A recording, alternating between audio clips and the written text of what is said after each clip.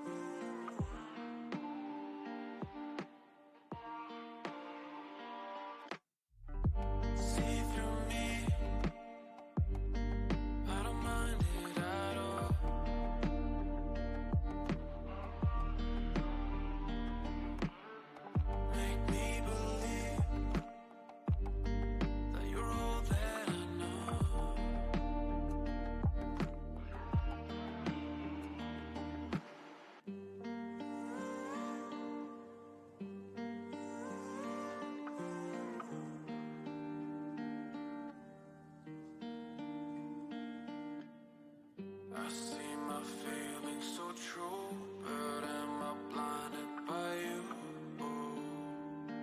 By you. Made it all the way through, but am I blinded by you? By you.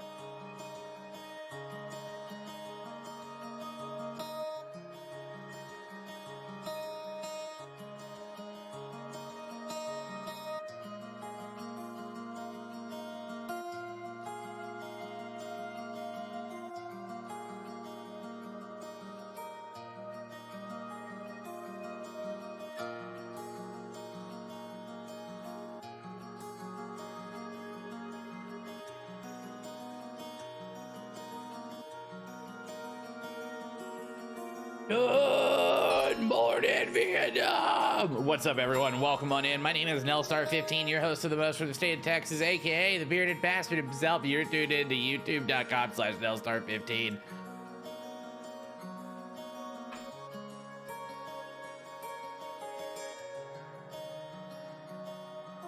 Oh my goodness, Jen, thanks for being here. Who else is here? Just Jen and me? All right, Jen. I hope you're ready to party, just us. We met the rabbits at the end of last stream. And I'm very excited to continue this. I have coffee.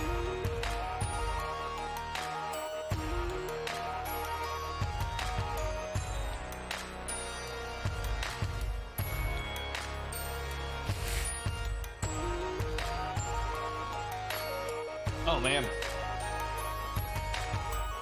I hope everyone's having a good morning. I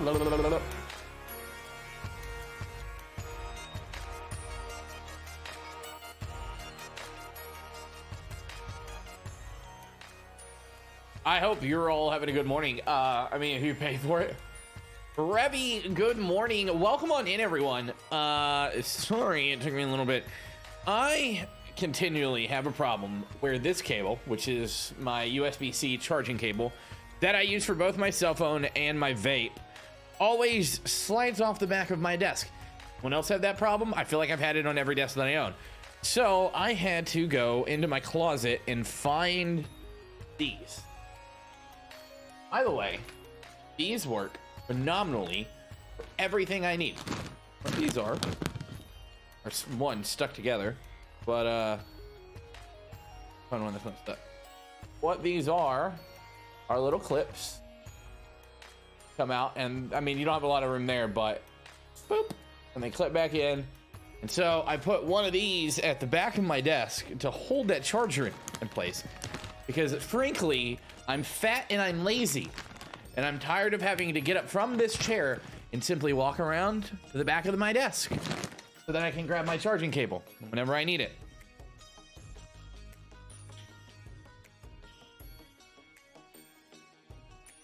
Now, many would say that's a first world problem. And to that I say, okay. Maybe you're right. Maybe this is a first world problem. And maybe I am complaining about small things. But my excuse to you is my tattoo's still healing. I can't exert that much physical effort because I might break a sweat. Is it the lamest excuse possible? Absolutely. 100%. Do I care? Not one bit. Not one bit. Because now I have access to a 7-foot charging cable at the top of my keyboard. And I say unto you, lazy or genius?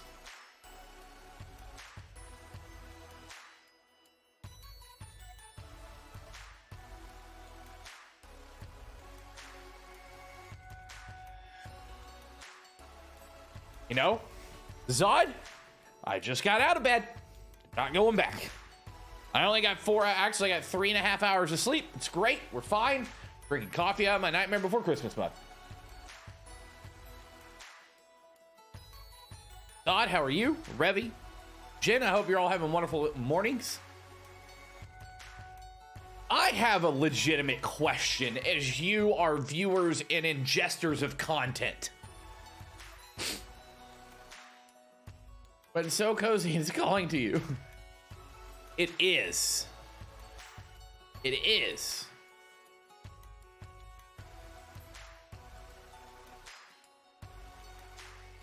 No, Jen, I don't. I have zero urge to go and see Lord Zodiark once again. I killed him once. That's all that I need until I get to endgame and I have to go kill him again. That being said, as you, the viewers of content, the ingesters of content creation, the purveyors of YouTube, how many streamers do you watch that when they start their stream, they start on a screen like this and do simply a just chatting segment to open the stream. That's kind of what we do here. We hop in, we talk for a little bit, and then we're gonna hop into the game. But how many people do you watch that do this? And I ask this because from what I've seen is that there is a line of when people started streaming versus if they do this or not. Because the just chatting segment is almost a relic of people who started streaming prior to 2016 or 17. And then there are people who started after that who typically, from what I've seen, start over their game or almost directly into gameplay.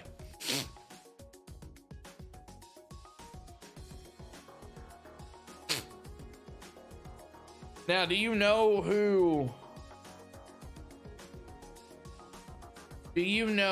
was the purveyor? Who was the trendsetter for this little just chatting segment before stream? Classy old gentleman named Duck Sauce. Been watching Twitch for a while. You probably know who Duck Sauce is. I don't know why this is coming up, but I always think about it because I'm on YouTube and this is gonna live on as a YouTube video. I'm like, how many people are searching for Sage guides for Endwalker? Because my game's tagged as my content's tagged as such. They're looking for the ultimate Sage guide, which, by the way, if you do exclamation Sage in chat, you get a link to the best Sage guide. Best Sage starter guide. I do need to update that so it includes our new one, which is not performing terribly. I have better performing videos, but you know how it goes. Gonna update that as we talk. But I wonder how many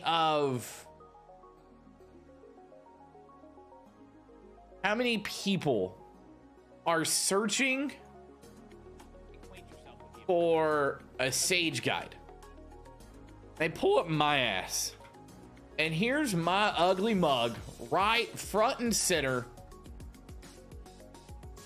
talking about God knows what.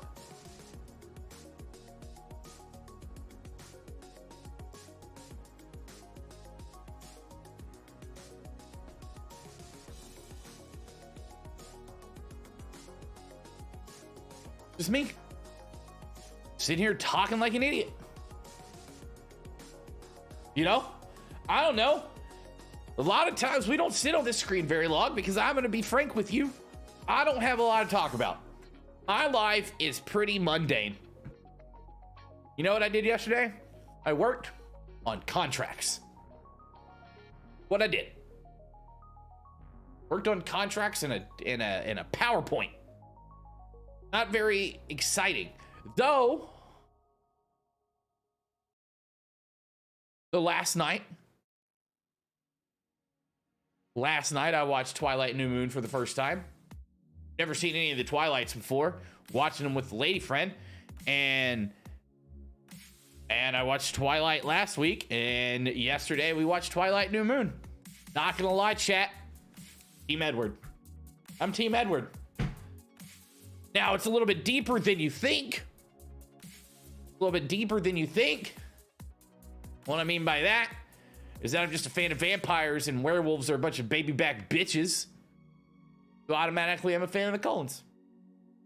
How it works here. I don't make the rules. I just follow them. Okay? Okay? All right.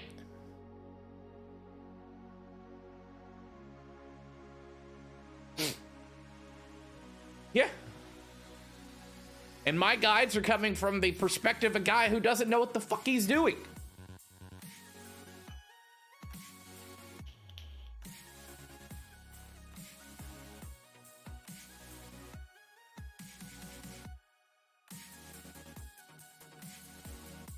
Okay, Zod Fang, you don't get to make that distinction when you're watching Twilight.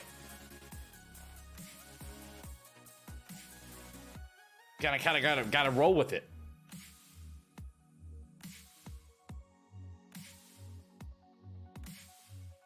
And yes, it annoys me too, Zodfink. As a fan of Anne Rice, I wish they would burst into flames. But that'd make for very poor storytelling in a teen novel.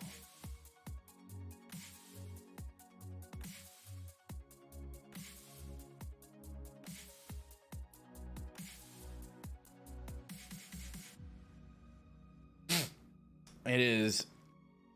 Watch Queen of the Damned. The only problem is that Queen of the Damned can combine 2 movies, and it kind of, or 2 books, and it kind of pissed me off. They could have done Anne Rice so much more justice. Queen of the Damned, if you ask me, is trash. It's a trash movie. It is a trash movie. There, I said it. I said it. If you want to watch anything of Anne Rice's being turned into something on the big screen, just go watch Interview with the Vampire. Don't touch Queen of the Damned. It's trash. I said it! The only good part of Queen of the Damned is Aaliyah. Tell me I'm wrong. Tell me I'm wrong. Rest in peace, Queen Rice. By the way, I don't know if you guys saw, Anne Rice passed away last weekend. From a stroke. Sucked, but she was cool with it because she was like, "Hey, money." It's gonna be interesting take on Interview with the Vampire. I'm really cool. If we're talking about it, you're asking me. I think vampires are some of the coolest mythological creatures, if not my favorites. The whole concept of a vampire, really dope. I fell in love with vampires with Interview with a Vampire, and then Blade, and then Underworld. Like those 3 formidable years as someone who was raised in the 90s. Love all 3 of them. So I have iconic vampires and Tom Cruise and Brad Pitt, followed by Wesley Snipes as Blade, and then of course Kate Beckinsale as Selene.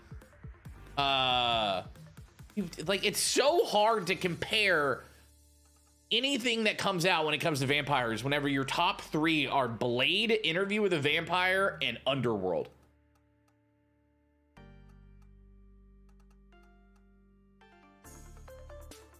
It's very, very, very hard to compare and to deal with, you know?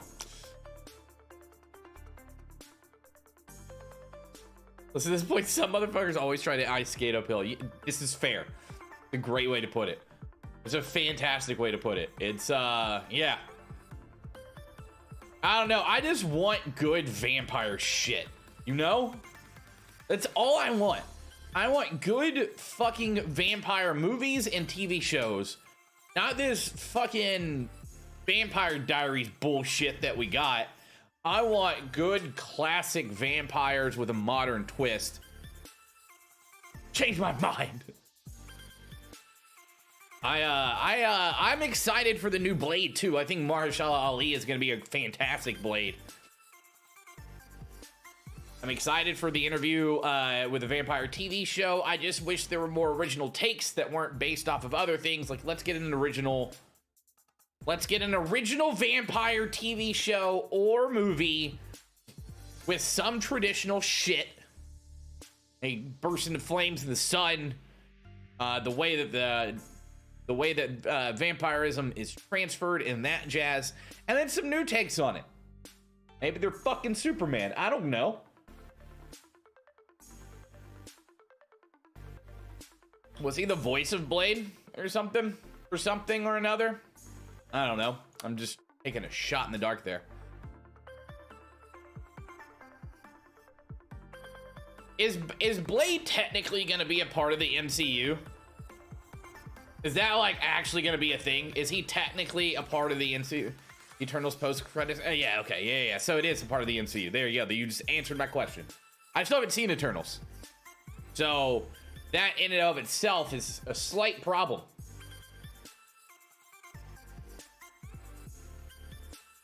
I just have not been great with watching movies since the pandemic started. Anywho, back to vampires. Listen, I, for one, conflicts with Deadpool and Wolverine over the years, perfect. That means vampires are canon, and I'm sticking to it.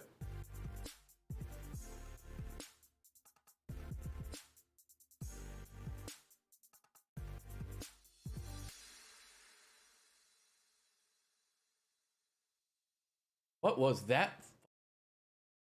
Yo, Dragon's Blaze Gaming, thanks for the sub. I appreciate you. Haven't heard that in a while, as you can tell. Hope he crops up in Moon Knight. He's gonna have to.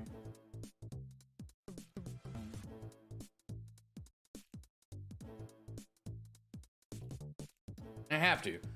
But I want a dope vampire movie. I want like a dope vampire cinematic experience and world building experience. I would love to see someone build a vampire empire cinematically, such as Anne Rice did literally. Made that world up, I think. But I'd love to see that happen. Give us characters we can attach to that aren't necessarily based off of other characters from books or comics and that shit. And make it dope so it doesn't bomb.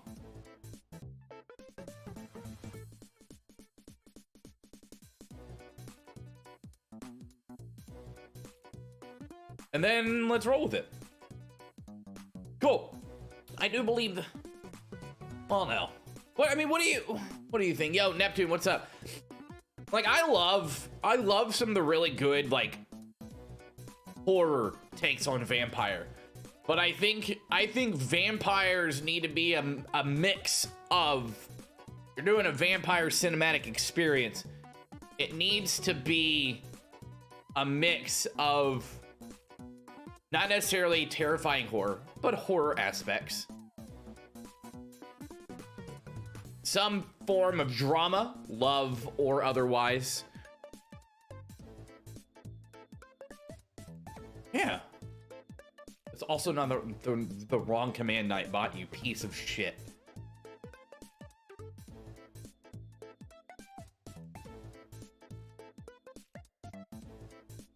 Why does this song...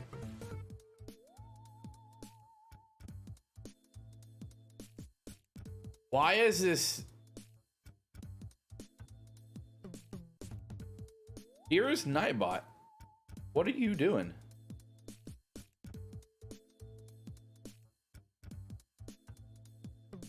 I don't think vampires need to be monsters. I'm a huge fan of the way that Anne Rice wrote Lestat. I don't think he's a monster. Oh, Angel was great though. Buffy was great. That whole universe was fantastic. It's a shame that it was built by an absolute dick bag of a human being. 14 to suspend all cells temporarily. I did not see that. I'm gonna pull that up now. Let's look it up. Yeah, I just found out last night, Neptune.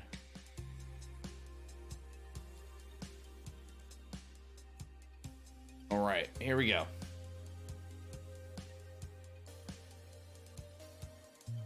This is Yoshi P. We apologize for the ongoing congestion that has been occurring since early access. The 2 weeks and people are still, but I like to provide you additional game time compensation. 21 days total of free game time.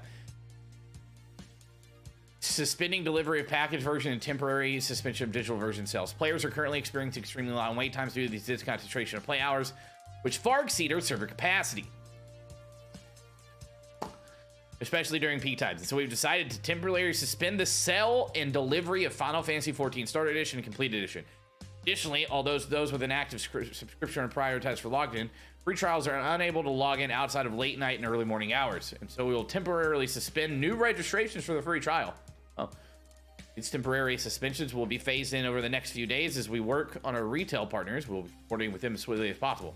Please bear in mind this will be a gradual process. Huh? We will also be suspending all news advertisements. However, it will not be possible to suspend some of them. You can't just cancel a Facebook or a Twitter ad. You can't. Or YouTube ads for that much. Can't. That's just not how they work. There are still going to be ads everywhere.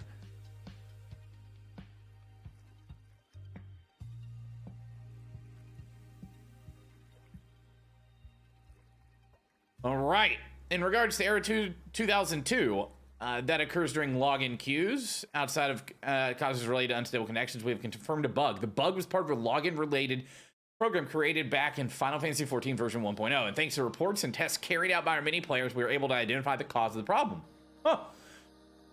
Although the code for fixing the bug is already prepared, applying the fix will require patching the game client, which will be addressed next Tuesday.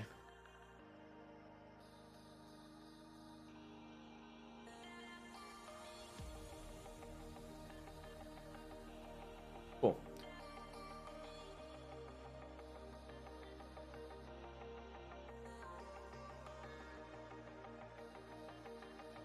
Asphodiles is still coming out. Asphodelos, whatever, how do you pronounce that name, is still coming out January 4th. There are concerns about World's First Race. Not for me. I still got to find a static.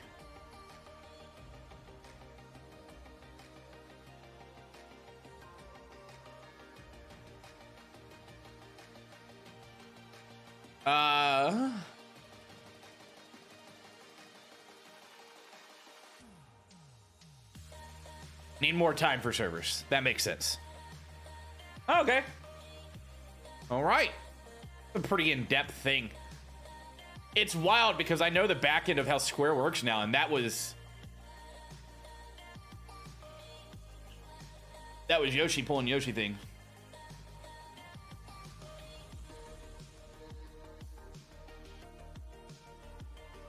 All right. That's fair, Neptune. I've always preferred Anne Rice's vampires. Always. I don't know. I think some of the love stories are great. The drama in there is great. Traditionally, they are vampires in their core, and I don't know, but it's all personal preference. All right, I'm gonna grab a second cup of coffee, and then we're gonna hop into gameplay.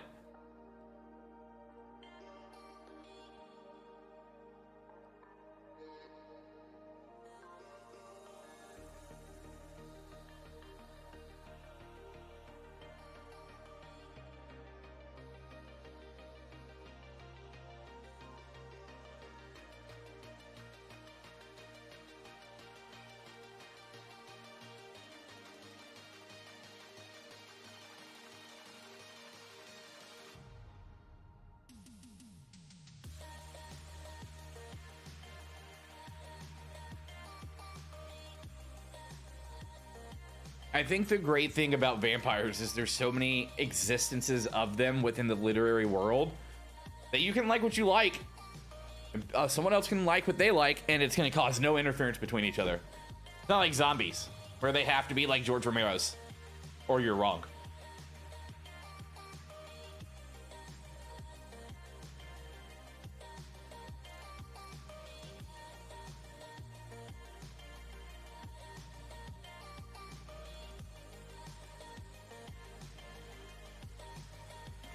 Yep.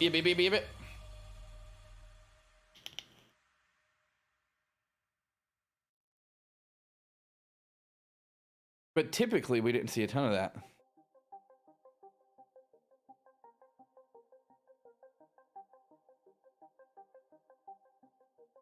Anyways, if you're a football fan, Urban Meyer got fired. That is horror symbolized. So many different subgenres that people can like what they like and still be a horror fan. Exactly. Except for zombies. You have to be a fan of George A. Romero's Zombies. If you don't, you're wrong.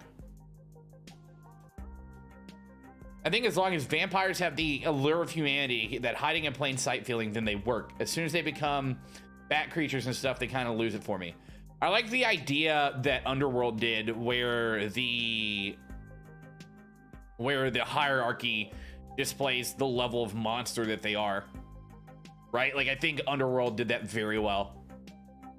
In which the overlords or the overseers or the leaders, if you will, are the ones that have the ability to go bat like Marcus does in Underworld. I kind of like that concept a lot. Actually, I love the Underworld concept of vampires. They're not monsters, but they're also not pushovers, right? They're not these just loving creatures. They are, I mean, for all intents and purposes, they are monsters of murder, which is dope.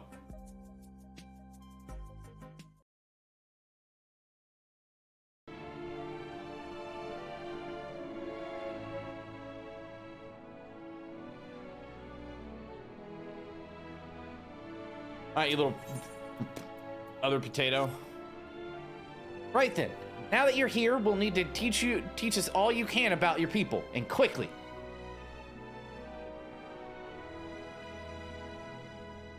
I think Celine's probably the most powerful cinematic vampire to have existed. I would argue that Celine is almost untouchable in the world of cinematic vampires.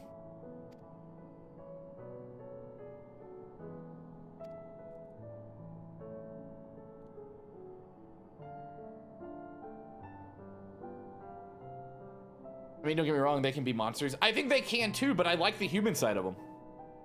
Because it makes them relatable, and I mean, that's not for everyone, though.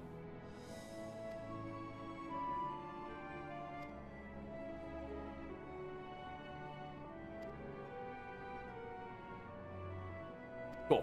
We're on to the Caratorium, which is the cafeteria. Right, but I mean, that's also just a literary technique of creating monsters and or villains and or anti-heroes that are human in nature so that your reader and or watcher has an attachment to them and therefore they want to see more. Yep.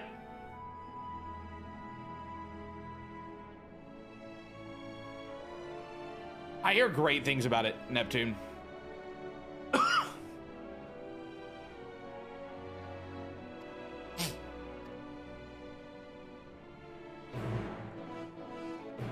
Bitches love cannons. Just love cannon. Where are we going? Way? I mean, how often are we all gonna take damage jumping off this bitch?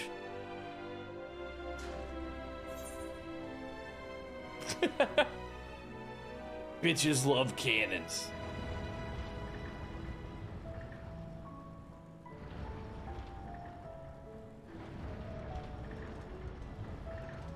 I think a good narrative-based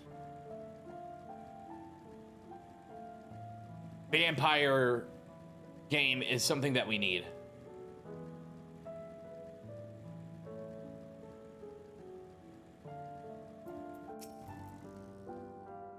I don't know. I feel like vampires are underserved in the world of video games. There's not one vampire-based game that really stands out to me.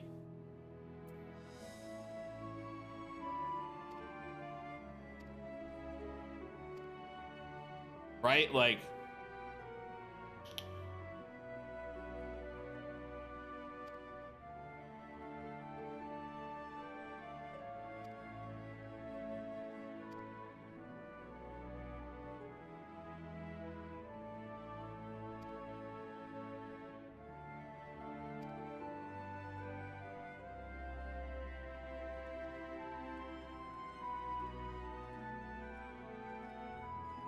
I mean, but outside of Castlevania, or even Bloodstained at this point, Soul Reaver, Blood Rain, I mean, those are so JRPG that I feel like they're not, I don't know.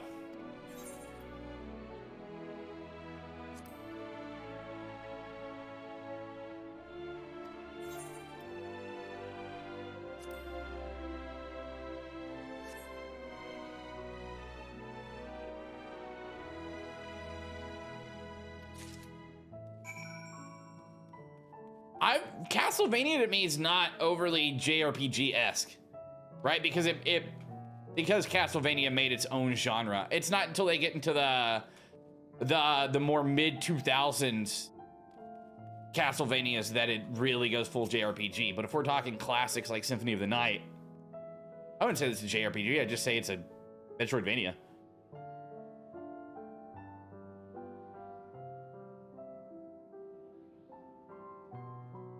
I can agree with that, Neptune.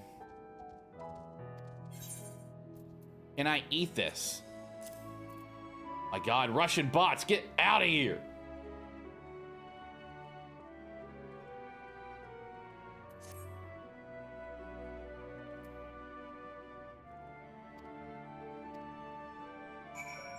What am I doing with this?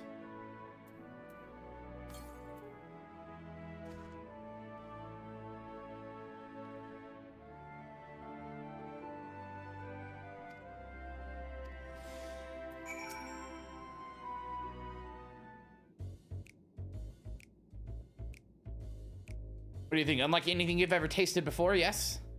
A lucky carrot? Well, to be honest, we're not quite sure how it was first made. A happy accident, you might say.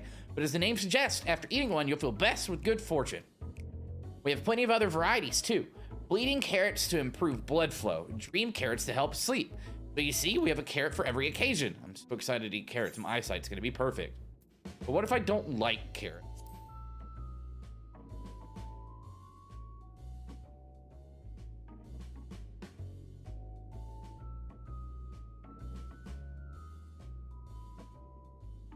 And pureed ones if you don't like to chew.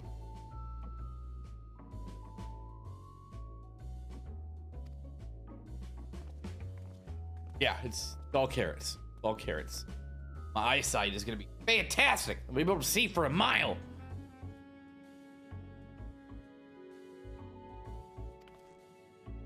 Of course, but well, there is only quite recently that we established contact. Even after holding a conversation was a struggle at first, so imagine our surprise when they sent a mountain of books and documents with no clear instructions. The sheer amount of information was overwhelming. If it wasn't for the encyclopedia I found, we would have been lost at where to begin.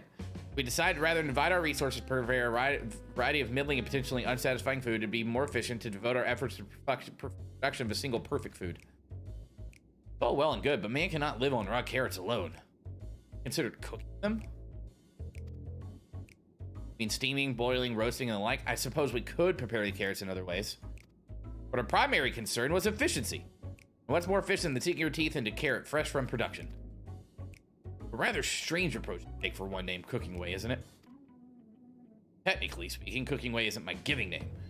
When first created, we were all named in the old tongue. You know, the otherwise impenetrable parlance as the Watcher speaks.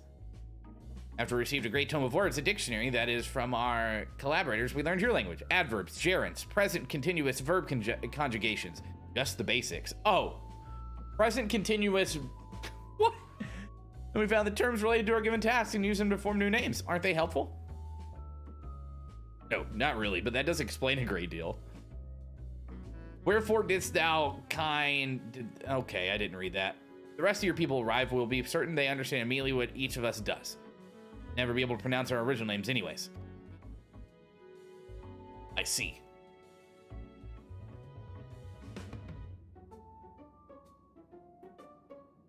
For critiques such as they are, more helpful to you. Though if you should decide to preserve far and Planta from a theorist as well, you would be offering the passengers a more balanced diet.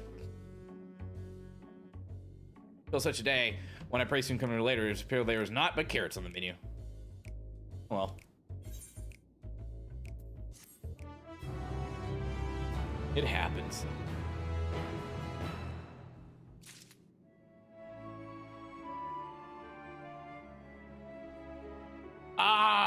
Okay, hold on. Let me look at something. Vampire video game. Castlevania. Okay, so Vampire the Masquerade's there. There's Vampire. Heard good things about. Bunch of Castlevania, Blood Rain.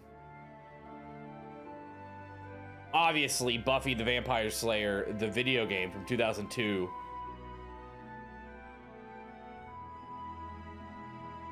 Vampire was pretty solid. I might check it out. Like, Castlevania Lords of Shadow was trash. Sorry, I said it. Dracula Resurrection, the game from 2000, obviously one of the greatest games ever made.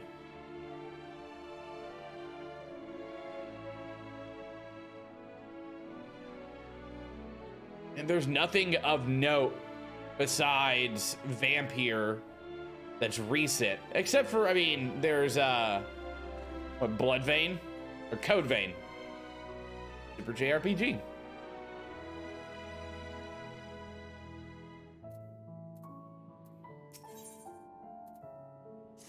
Hola. I think we've had our fill of carrots for now. Let's move on to another necessity, shall we? Our clothing production is sure to impress. This way. Word.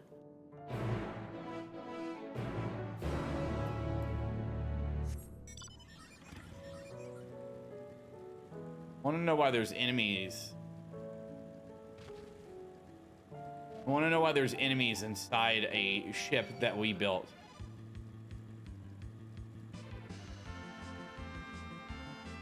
Why does this battle music sound familiar? Which Final Fantasy is this from?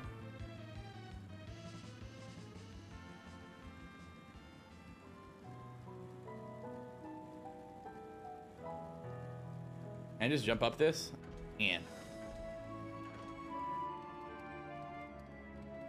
that's one of the best characters. I was gonna say, if it's like Dark Souls though, then I'm not gonna like it. I hate Soulsborne games. Here we are. The apparel we've chosen to employ traditional methods for the task. Hydaelyn, in her infinite wisdom, blessed us with self-same affinity for a magic, her people best. We have other amazing talents, of course, and I know you're dying to hear about them, but I will regale you with the details another time. That said, we did run into a spot of trouble at first. Our magic alone was not sufficient to see our work done. In the end, we discovered crystallized aether was a wonderful, wonderful catalyst that could provide us the extra viz we needed. Powerful. The sweet sound of recognition. You will also be impressed to hear we've read all about your habit of changing attire to match your chosen profession for the sake of efficiency, I presume. This has also been taken into account with our designs. But why take my word when you can try on our clothes?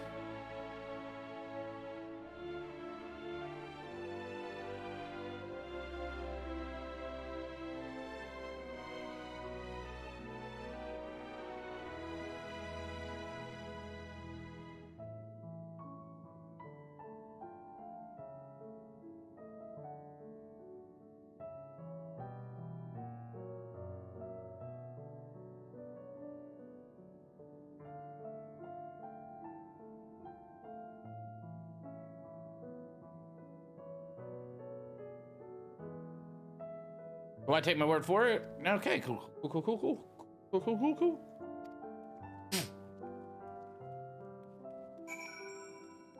By the way, if you look up vampire games, worth a damn, the Sims Supernatural DLC pops up as one of the top ones. Giving you an idea of how limited vampire games are, that the Sims is the top one.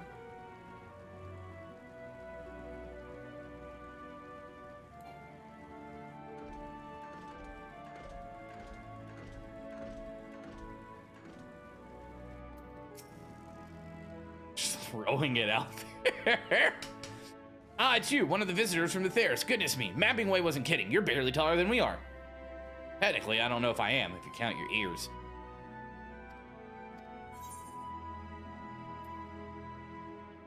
Fashionable and refined ensemble.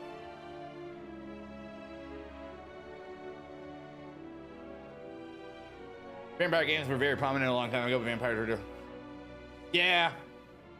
I mean, it's easier to make a zombie game, Left 4 Dead, than it is to make a narrative-based game, right? So, in terms of horror, zombies make more sense. And shit, at least we don't have werewolf games. Fuck those guys. Werewolves suck.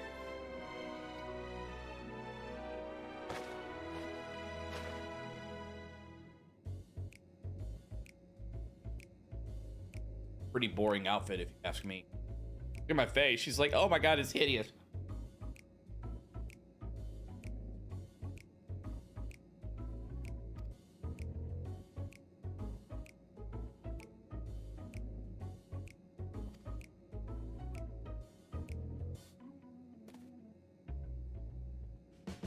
You may not like it.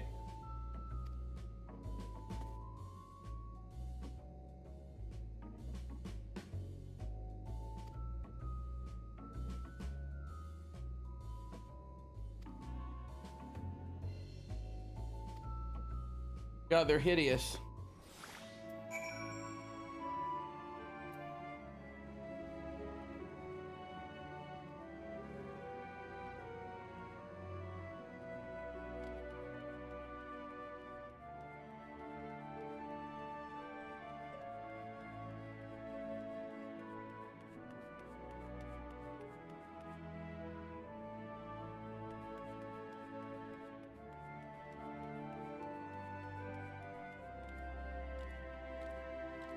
Okay, can we talk about the Lalafel's jump to height ratio?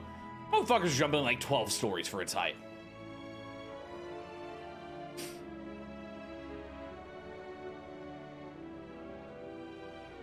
Okay, Zod, that'd be dope as shit.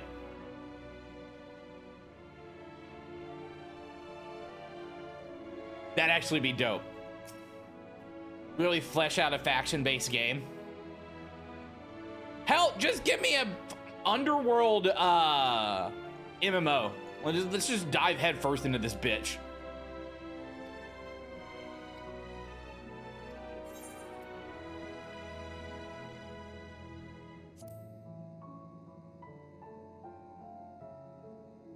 Or GTA style, that would be pretty dope. Not reading this, we're just trying on clothes right now, chat. God damn, give us something.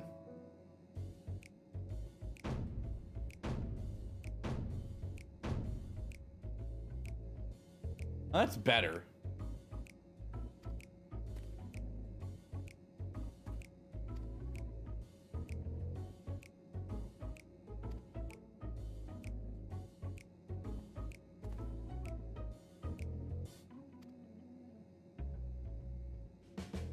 Yeah, the movies are kind of shallow when it comes to the lore of Underworld, which I'm okay with, because if you want something to be popular in the mainstream, you can't go too deep on it, right? Like,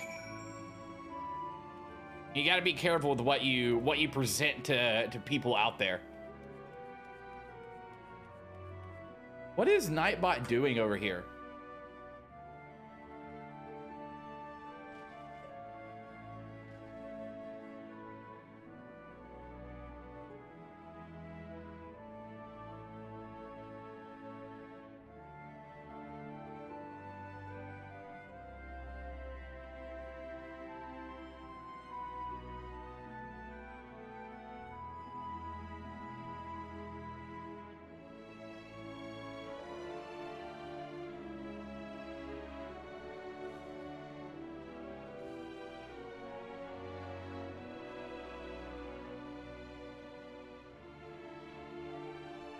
Can't blow the normie's mind too much. Exactly.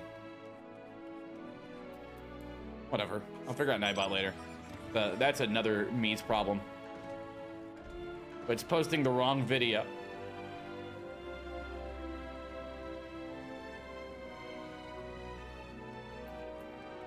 I mean, you could essentially, like I said, you could easily make the Underworld world into an MMO. That would be easy.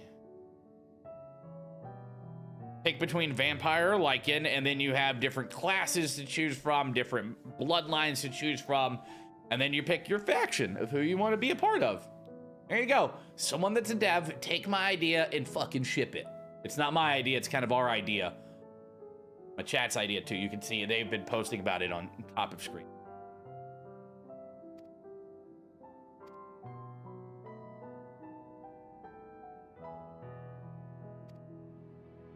Oh, I can't wait to see what they look like.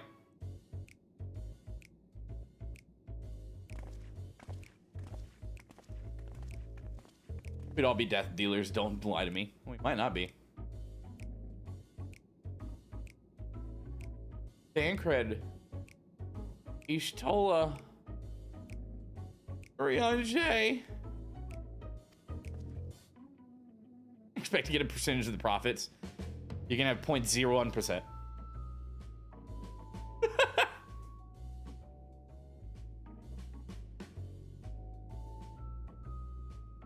We all look hideous. Those boobs!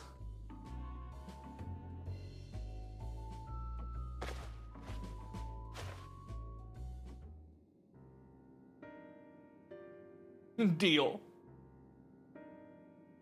Whatever are we doing wrong?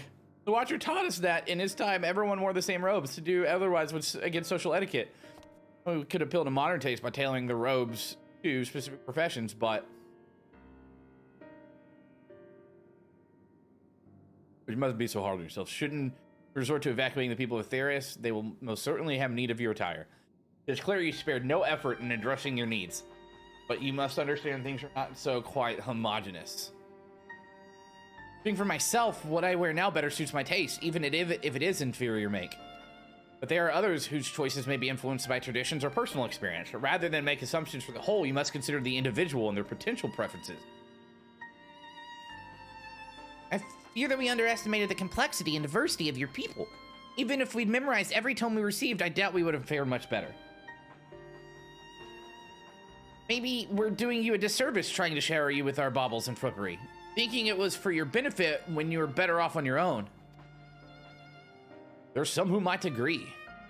People who prefer to keep others at arm's length even when they know they shouldn't. As one such form of fool, I'd like to ask you a question. This plan to evacuate and escape the final days, did it account for the reflections of the source as well? No, never die. Not that I'm aware of.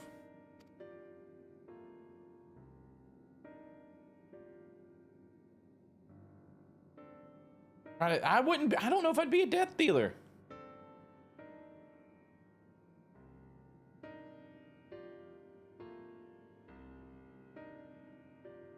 Suppose you're right. Underworld MMO. How's crafting gonna work in that game? Have we fleshed out crafting yet? We need to make a pitch. Someone can pull up PowerPoint and start building the pitch deck.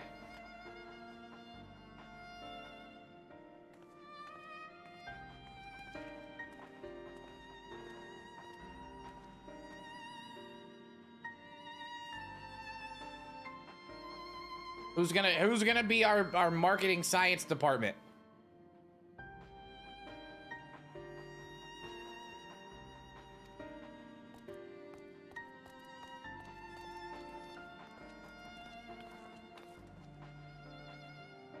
Ooh. Ugh. Boo, bitch, science.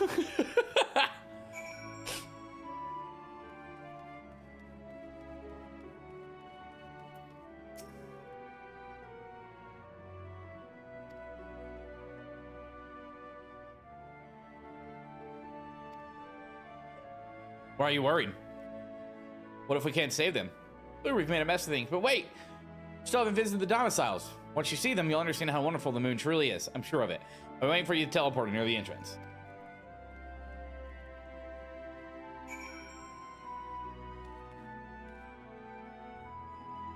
I mean, while history doth repeat itself, doesn't always have to.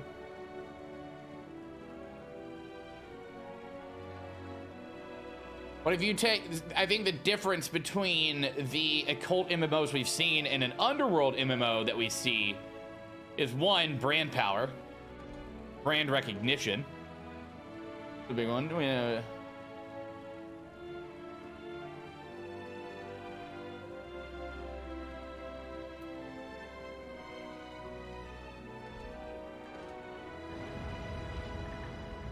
Right? Like, I think we can do more to it.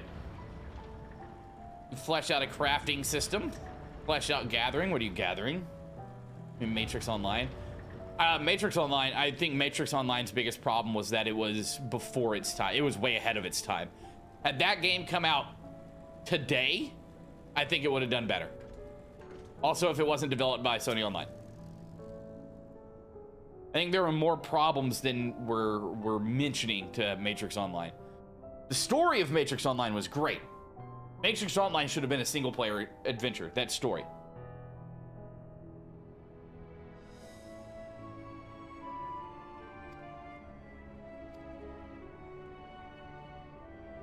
I mean, brand recognition only carries you so far. You have to have an actual product, right? Like, Matrix Online, great, you had the Matrix name to it.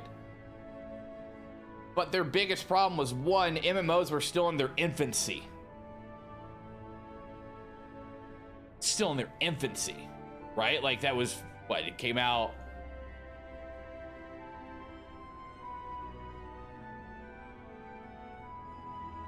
16 years ago, almost 17 years ago.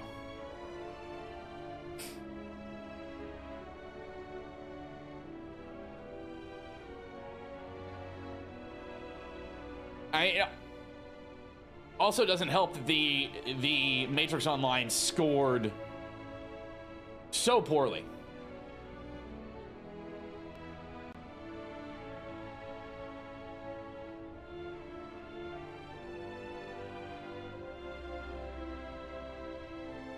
I mean, by the time they shut it down, there was fewer than 500 players for the Matrix Online, and that's just because the game was bad. I didn't like the Matrix Online because it was boring. It wasn't fun. I did not have a good time with it. You would have teleporter. You would have thought that they would have learned from their experiences on Star Wars Galaxies. Do it. I don't think you have to anymore, Jen. I think I think that so many traditional gamers have picked up MMOs along the way, whether it's WoW or 14 or SWTOR or ESO, or now New World, that you don't have to dumb it down as much as you would have to in previously. Living quarters restricted due to reconstruction. Then where is it? Oh no!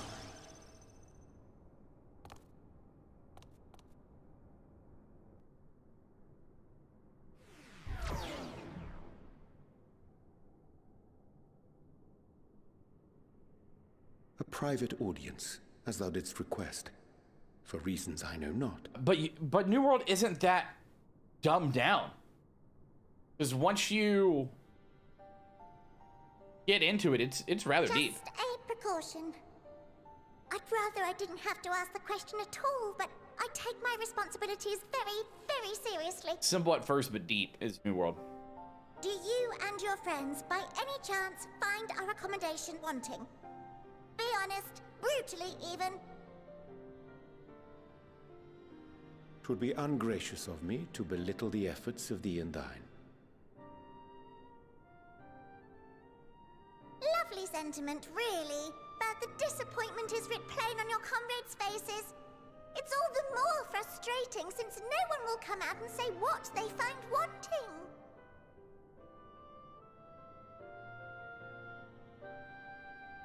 I mean, I will.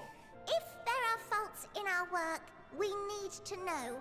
We will do better. But time is not on our side. I mean, when it comes to builds and The final days will wait for no one. If your people are to and be that sort, saved, I'd say we that must is actually take quite quick deep in and theory decisive crafting action. for PvP damage. This vessel must serve as a home for as many passengers as possible, for far longer than we may like. Which brings me to my request. Our collaborators on Atheris are doing what they can to prepare for the voyage. Would you be willing to go and lend them a hand? Having seen the moon for yourself, you could speak to its many splendors, learn what else they might require, and assuage whatever concerns they have. Oh, I mean, of course it is. WoW, Wherefore wouldst thou ESO. entrust me with such a task? Well, ESO is a little bit deeper than other MMOs, but that's its You're appeal. the only one who appears not to be wholly unsatisfied with our work. Along with the fact that it's a giant fucking single-player game. Quite good at pretending that's the case, at least. Calm, collected, tactful to a fault. Very particular with your words, too. You understand that, in the face of great danger, one cannot pursue perfection at the expense of practicality. The difficult choices must often be made for the greater good.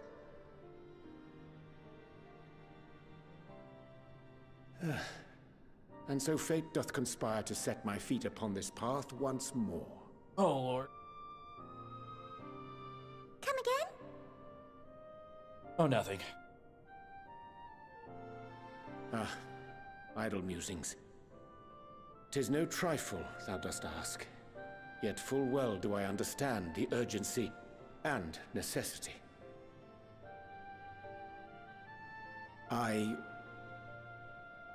Oh, dear me! Dear me! I'm terribly sorry for the mix-up. It's a bit of a malfunction. I hadn't realized the residential quarters were inaccessible, you see. I don't know what's going on with Nightbot. But you're That still in one command piece. is not. So, all's well that ends well, yes? Won't happen again. I promise.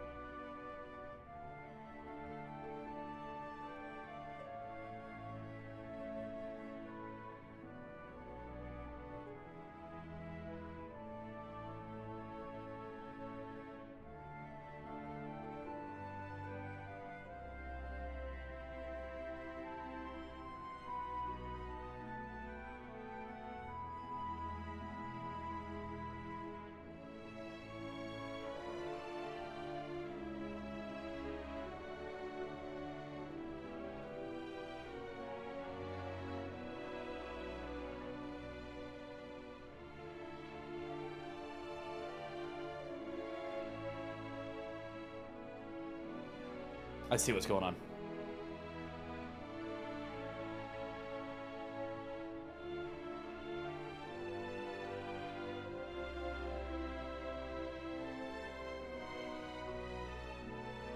I'd say Final Fantasy XIV leaves a lot to be desired whenever it comes to theory crafting, because there's no, it's 14 lacks when it comes to loot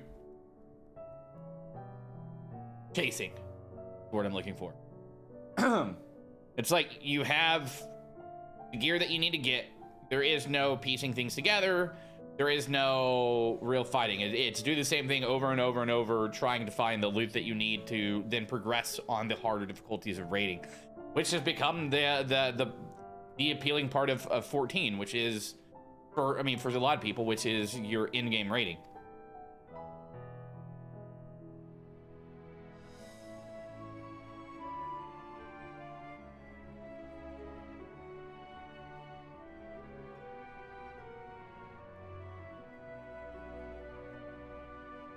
But that's become what it is. I mean, in WoW, you're chasing the next piece of mythic gear, right? Kind of the same thing.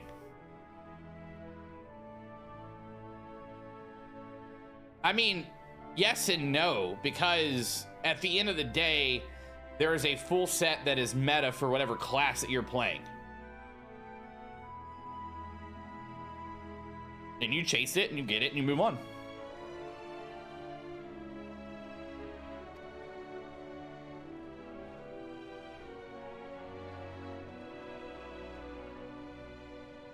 Basically, Revy.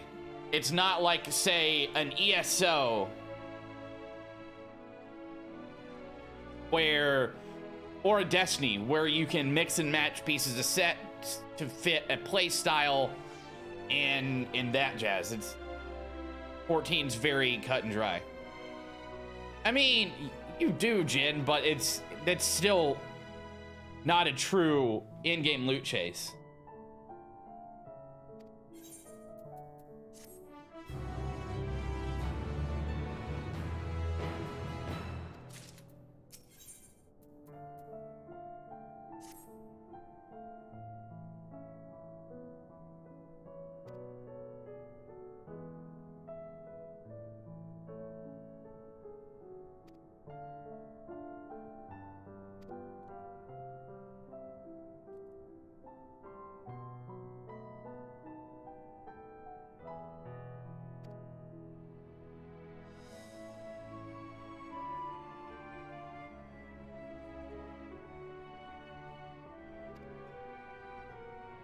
And see, that's where we differ, Revy. I mean, that's why I love Destiny, and that's why I love Borderlands, because it's the thrill of the loot hunt that really does it for me. The grind, if you will. But that doesn't have to be 14 selling point. It doesn't have to do that, right? Gear sets are fun. Gear sets are fun, and that is one thing that WoW does perfectly.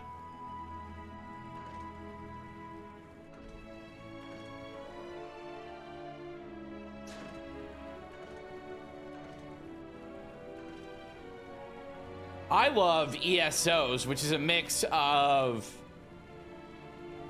different trials, dungeons, crafted gear, and no one true set is used. Officially, they haven't had tier sets, but I mean, each tier of rating comes out with a different set. It's still tier based. In name, they may have gotten rid of it, but in concept, it still exists.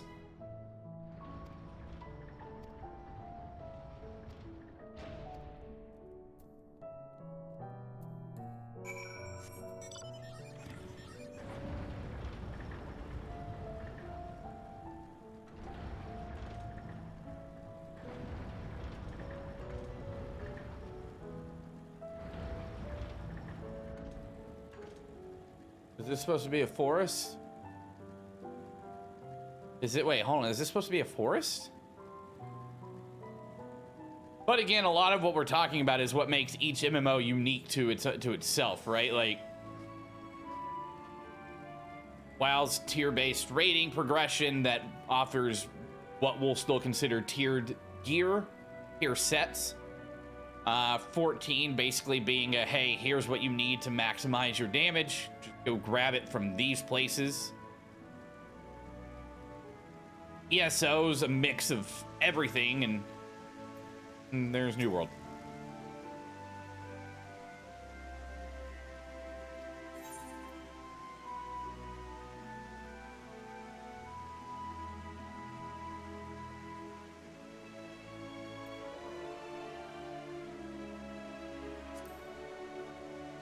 God, we're so mean to the little bunnies.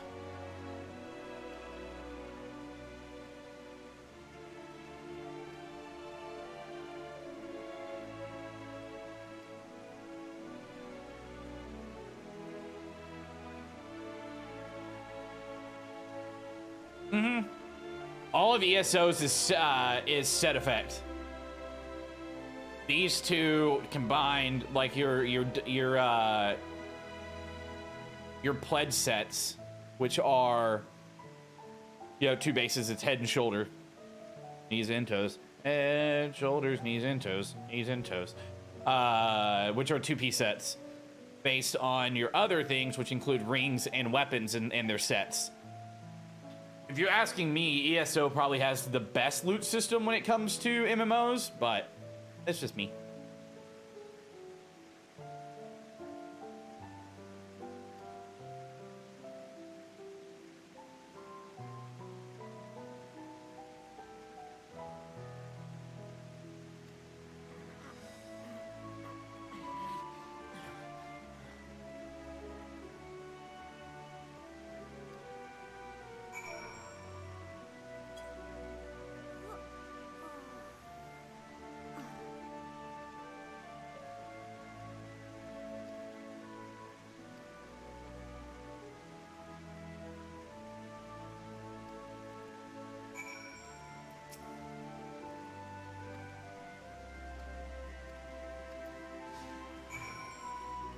Let it go.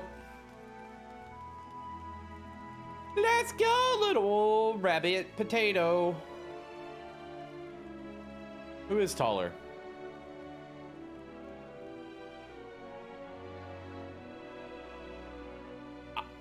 If you're asking me, I mean, I don't know if you are asking me. I think ESO does it right. I really do. I think ESO's gear system based on the combat and the gameplay that you get it in game is the best that's out there right now.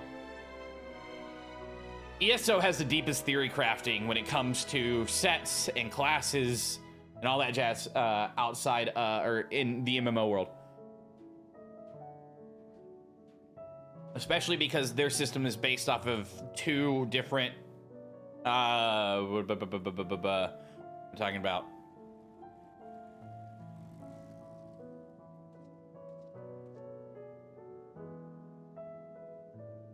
ability costs, if you will, which is magicka and stamina.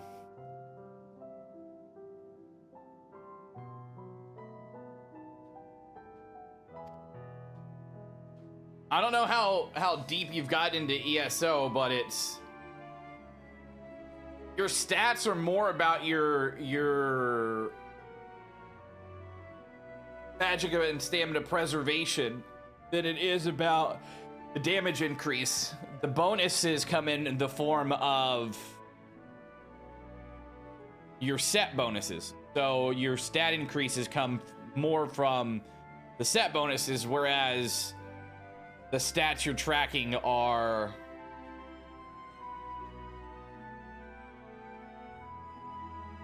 I don't know. I think ESO does it perfectly for the games that are out right now. I just don't have the time to dedicate to ESO.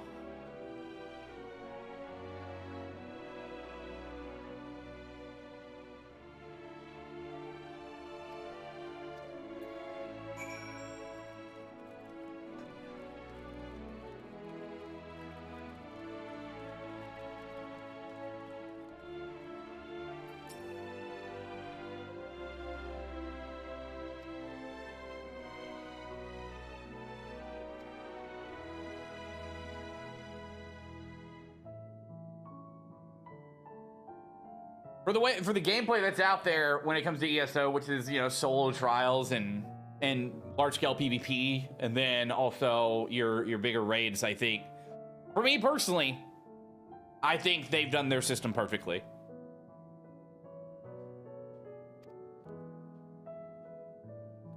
And their meta changes with almost every major patch and update, which is cool, because then you're chasing different min-maxing builds and just, I don't know, I feel like they do it right.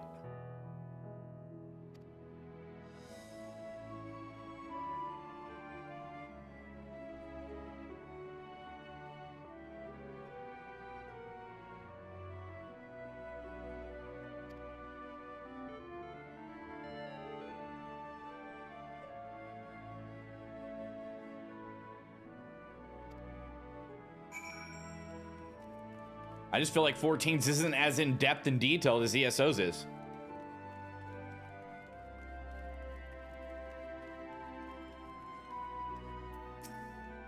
'14 just feels very cut and dry.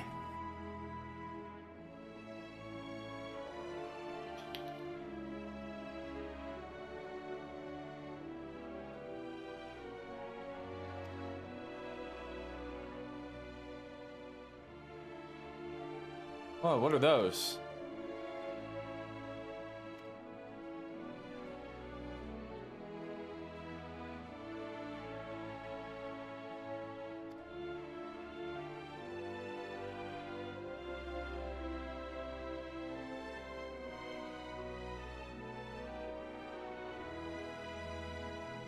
I mean, but at the end of the day, in 14, you don't get phased out completely with a new patch or a new update, right? Like, sure, Sage may not be the meta in the next update, but a Sage is still going to be a viable healer. Whereas in ESO, literal portions of a class get phased out, and if you use them, you are detrimenting yourself and likely won't survive in PvP or endgame.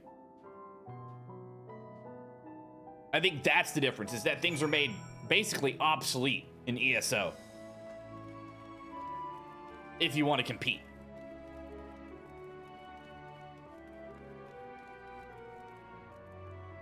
I think, to me, that's the big difference. That you can still get by with what's phased out of the meta in 14, but in ESO, you really can't. There's no masking something, right? Like, there was the longest time where I played a Magicka Sork in ESO, and I was dead in PvP all the time because it had been phased out. Like, it was not viable.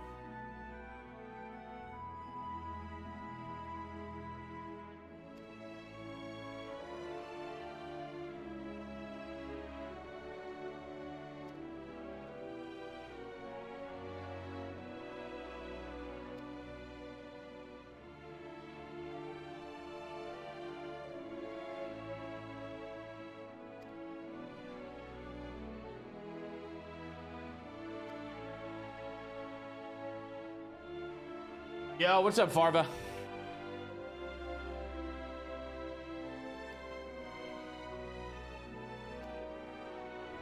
My goodness. This guy talks a lot.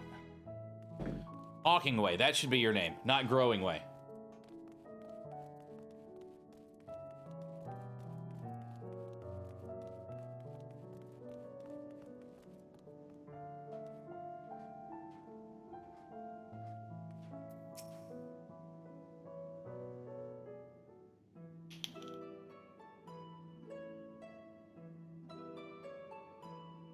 Different day, with the exception of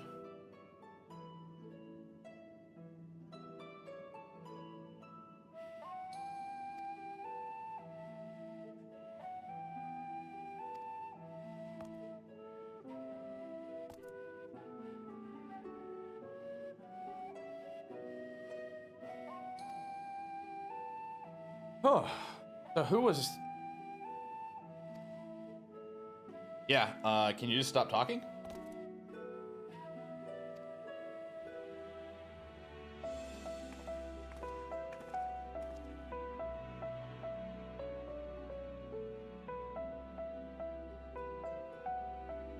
Shame we missed it. Yeah, you did. All over for you.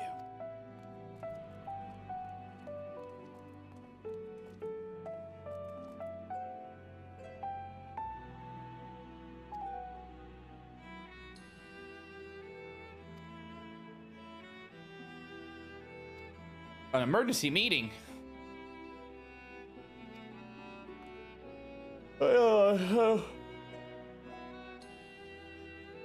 Okay. Yeah, that's fair, Jim.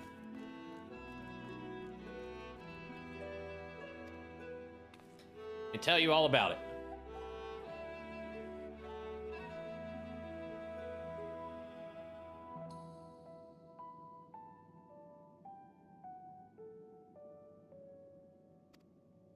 Remains to be seen if people can be persuaded to evacuate when there are no signs of the final days yet. What's more, the technology of this place defies imagination. I doubt there are many who would readily come to terms in living in such surroundings. Whoever these collaborators are, unless they are possessed of the world's most charming personalities or a means to forcibly evacuate people, they will meet with a great deal of resistance. Indeed, even if faced with annihilation, the decision to forsake all one knows cannot be made lightly.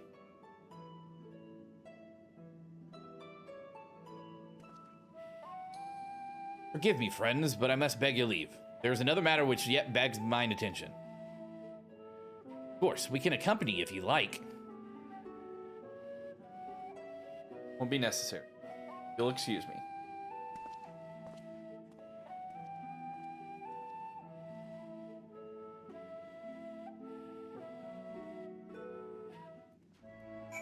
Okay.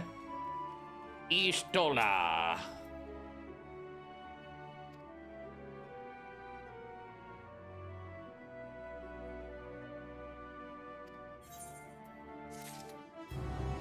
Yeah. Oh, wait, hold on. I have a thing to use. I have two things to use.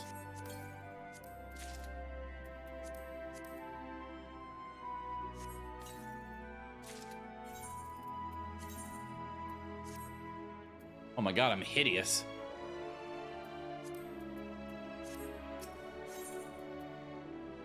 Hideous, chat. Did he seem strange to you, more so than usual? I mean, I know he has a penchant for keeping his own counsel, but I'd be lying if I said I wasn't worried. You go and see if he's all right. Ishtola and I will remain here and see what else we can learn about the final days. If you hurry, perhaps you can catch him. Okie dokie, schwokie.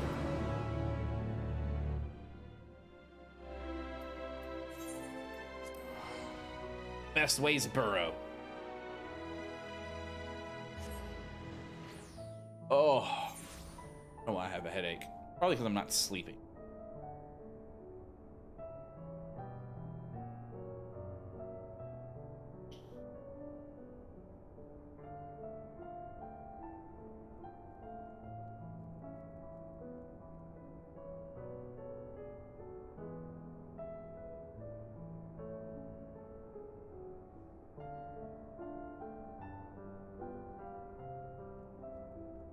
Where's Urian?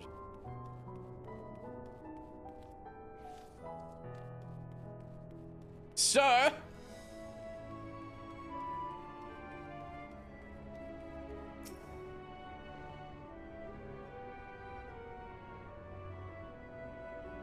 Sir? At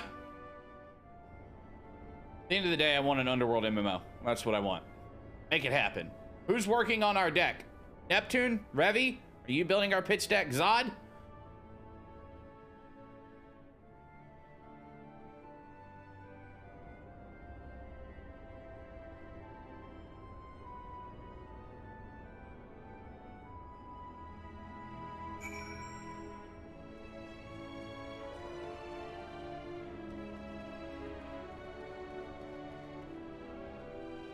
Wait.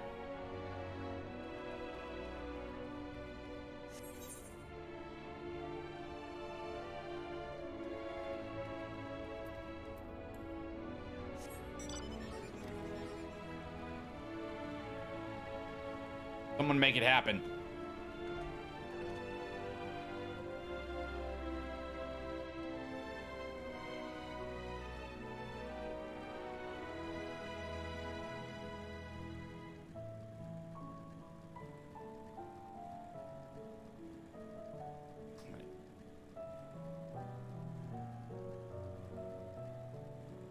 Oh, we're waiting again here, chat. Surveying the area.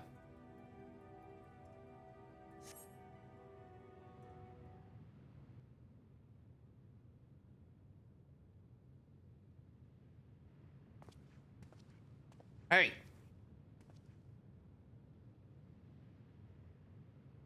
Right here.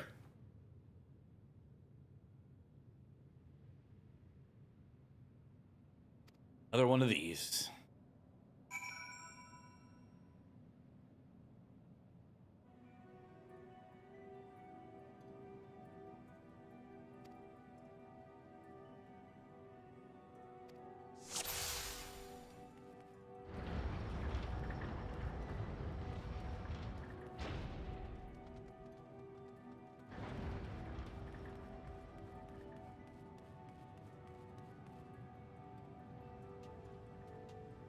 Ah, yes.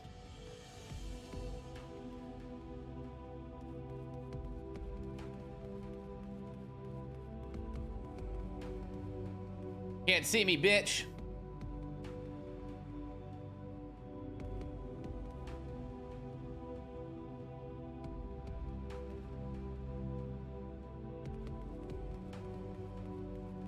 Do do do do do do do do do do do do do do.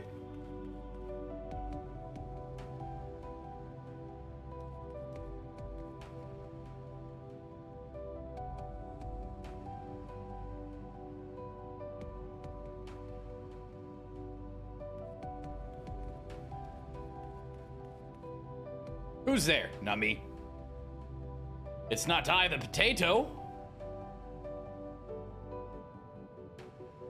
What's one feature that you'd like to see implemented into an MMO that doesn't exist?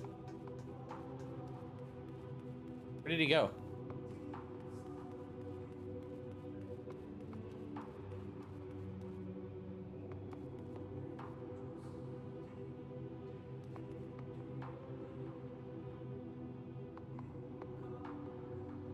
Also, why is no one volunteering to make our pitch deck? Also, why haven't you all clicked the like button on the stream?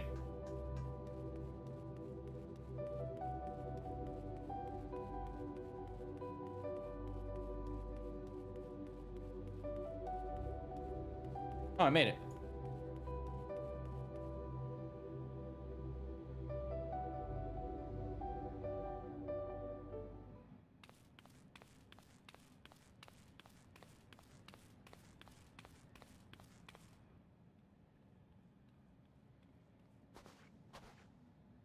Thine arrival is timely as ever.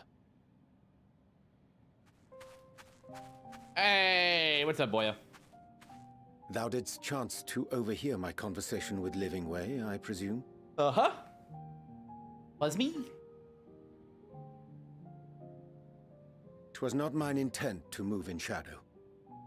Nevertheless, I have been asked to do that and more yet again. Is it so plain that these strangers could intuit it at a glance? My capacity for silence and secrecy and duplicity? When Grahatir did contrive to deliver the first at the price of his own life, I was complicit in the scheme. A sacrifice averted for a mercy. Would that I could say the same for Menphilia. One life for one world. And by that bloody bargain brokered by my hand were the scions robbed of a dear comrade, and Flamine her beloved daughter. Two souls, whose selflessness was beyond measure, whose resolve was unshakable. They would not be moved even had I thought to protest. But protest I did not. Far from it. I pushed them forward. No effort did I make to seek out alternatives, ones that would not demand such terrible costs. That resignation weigheth heavy on my mind, as does the memory of another lost to mine inaction. Dearest Moonbringer, who did face death unflinching, that we might secure a means to bring low the Ascians.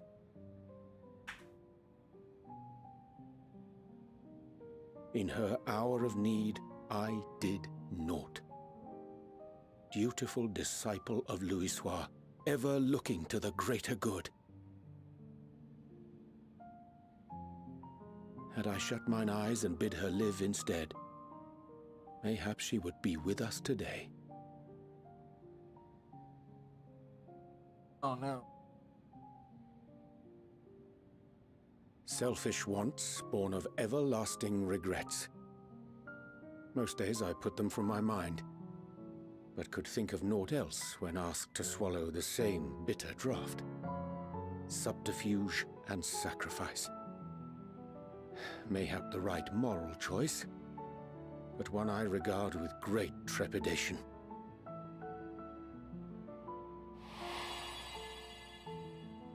The calamity of Amarot was a tragedy beyond reckoning, one which must never again come to pass.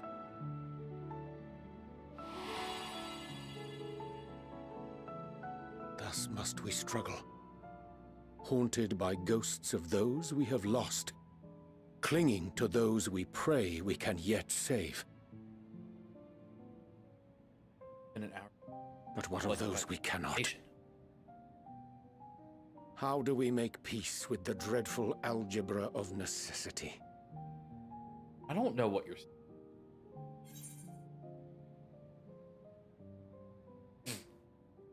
Sometimes there is no right answer. Have faith in you and your decision, yourself and your decision. Take heart and protect well those you can. That's a good answer. Sage counsel indeed. Ah, get it? Because I'm a sage.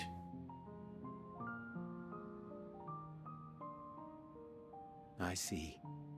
Wisdom as befits a great worm. Curious that he should think thee in need of such encouragement. Strange. Scarcely can I remember when last we spoke alone, and so candidly.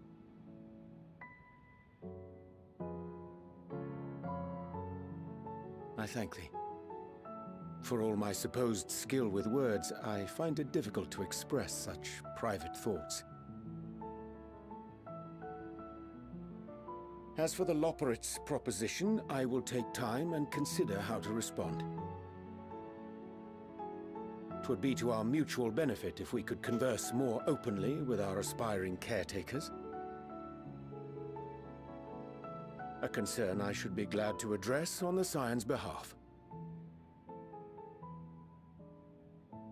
To dispense with all pretense and bare one's heart to another is a frightening thing indeed.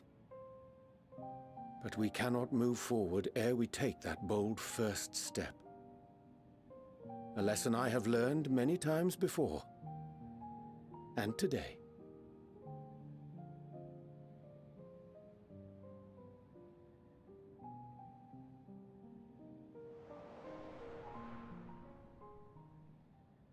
What are they saying?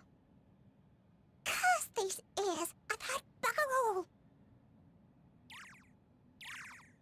Oh no. No matter. We've got our plans. Various little fucks. What's going on?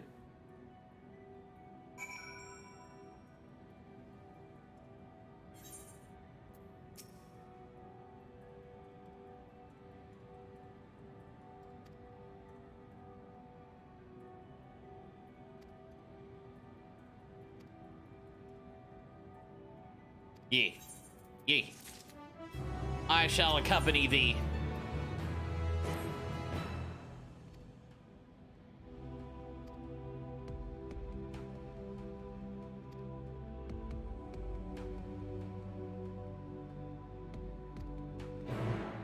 Okay. What does this mean?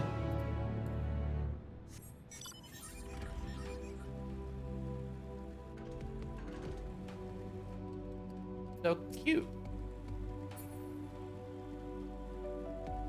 It's so cute.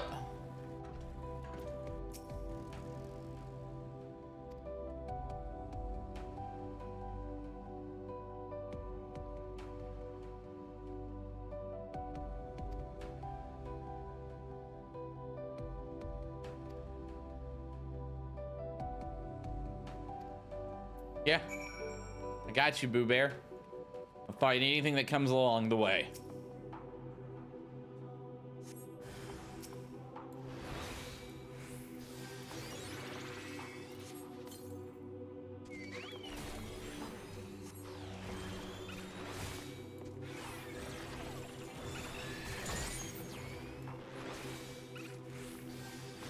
Yeah, suck it, nerds. Die.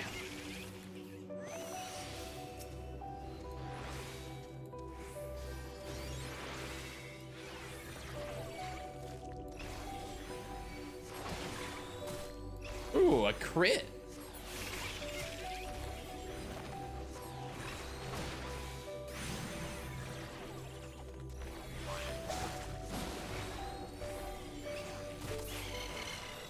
Yeah, mother.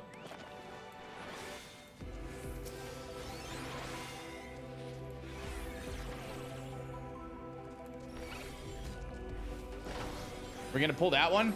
I hope not.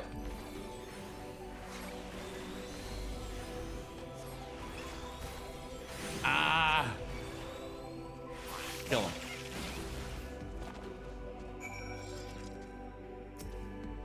Now we wait longer.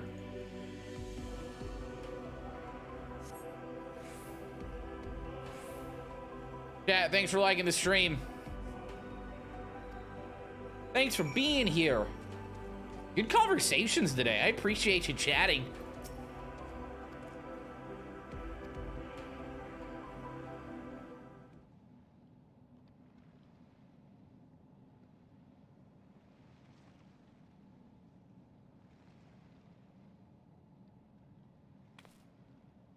Magic ink, every ounce of efficacy crafted by the new Mo.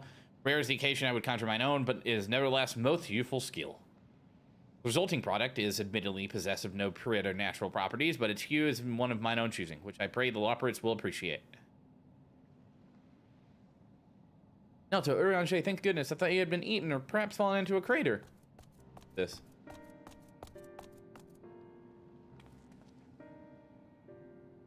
Happened. Because I'm watching Twilight.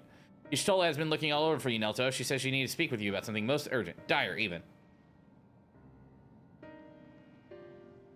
It's also quite clear that she wishes to speak with Nelto alone, which means I'm afraid you must stay behind Urianger. Worry not. It just so happens we need your help with an errand. Delivering a package from the Watcher's Palace to Bestways Burrow. Quite large and heavy, perhaps even too heavy. We poor operates.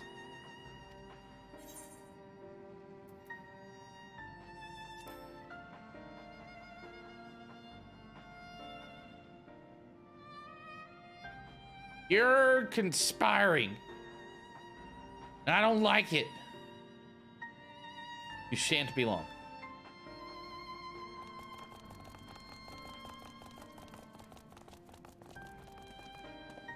They're conspiring, chat. Something nefarious is afoot.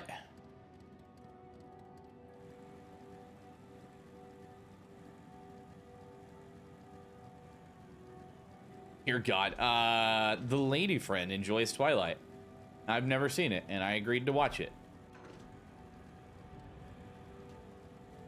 Not gonna lie, not terrible.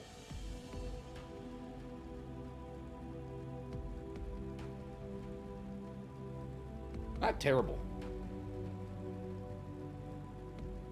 Not great. The acting is horrid, and the script writing questionable. It's not terrible.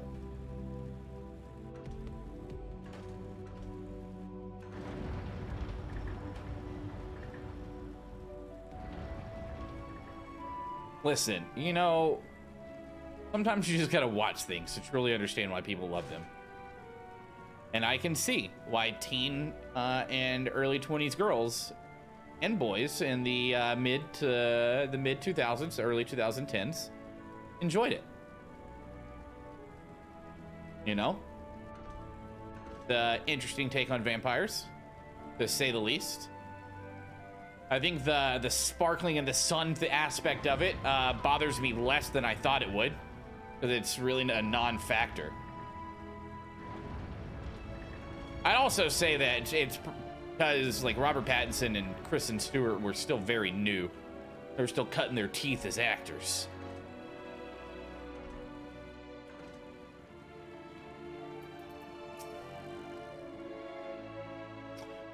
We just watched New Moon, which is when you get introduced to Michael Sheen, and boy howdy, is that man overacting, or is acting all over everyone.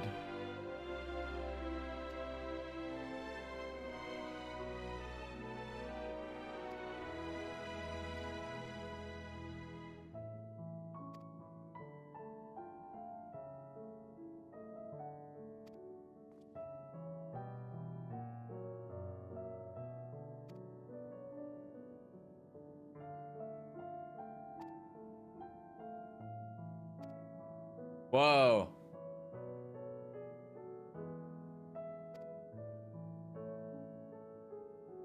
All right, so we got to go find a running way. And the Loporits are doing something nefarious.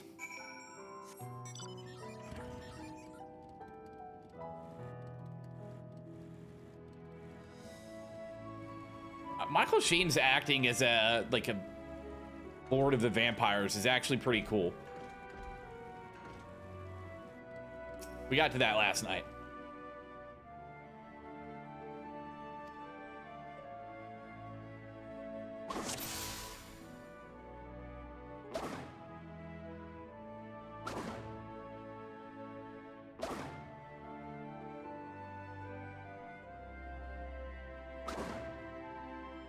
Take a seat.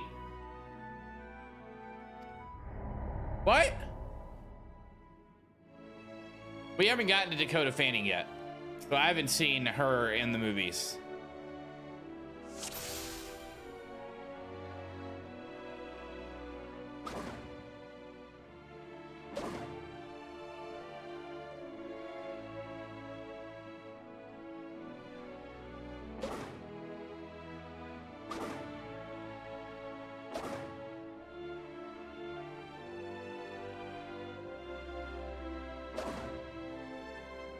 Is that the right one? Dang it. We're on New Moon, the second one.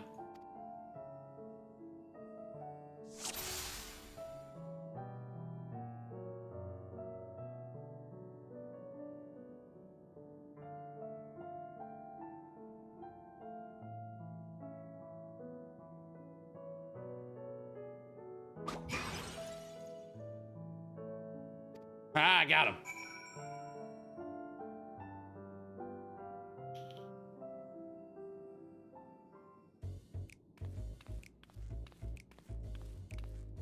Stop running away. Calm the F down. Oh, wait, do you mind explaining why you hit me in the face with your balls or moose flesh?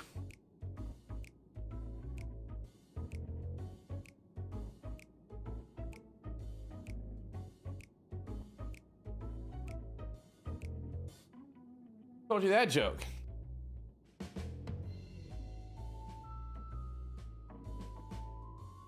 You read the books? It's true that I laid it apart of knowledge. I don't know if I'm gonna go that far.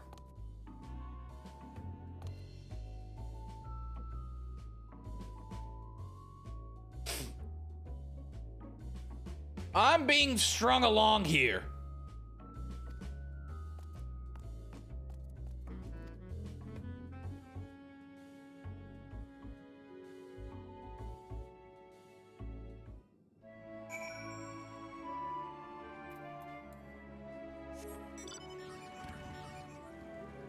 Tell me what's going on, you stupid rabbits.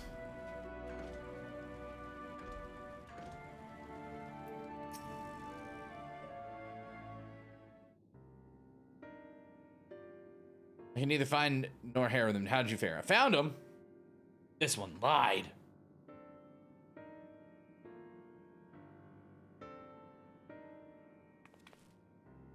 Gotta explain yourself.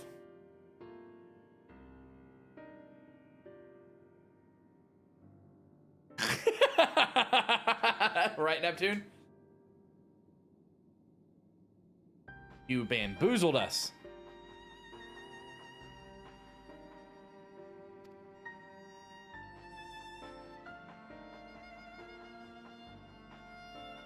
Yeah.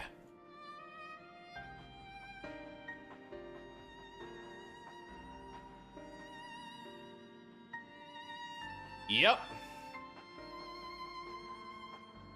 Ha!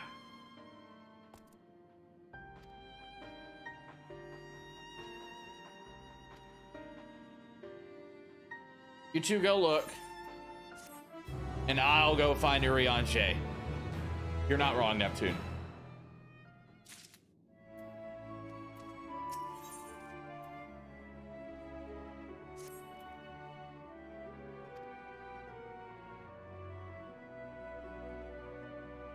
I promise that helps. So that's what I'll do. The archives are on the second floor of the east, but follow me. I don't want to!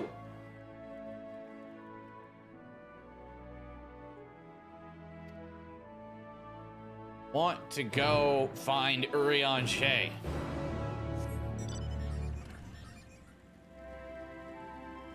Unlocked 475 quests to unlock more Aether Currents.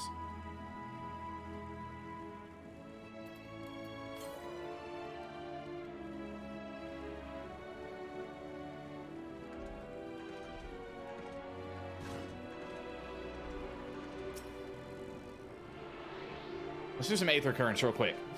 These are important.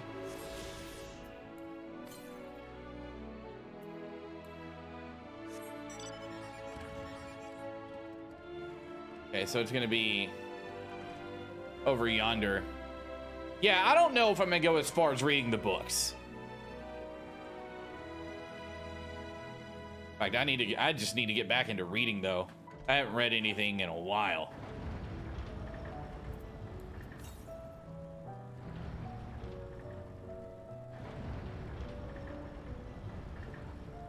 Where's this next one?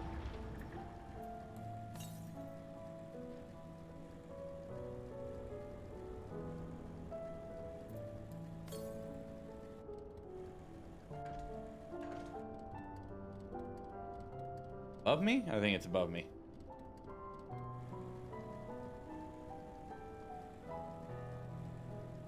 How do I get up?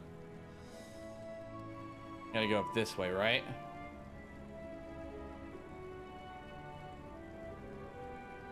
Hello, Knocking Way.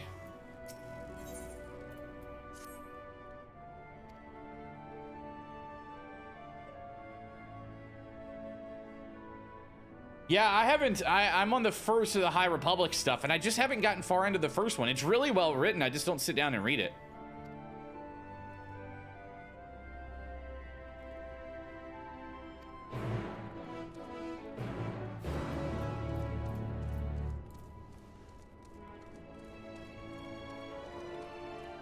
I probably won't. I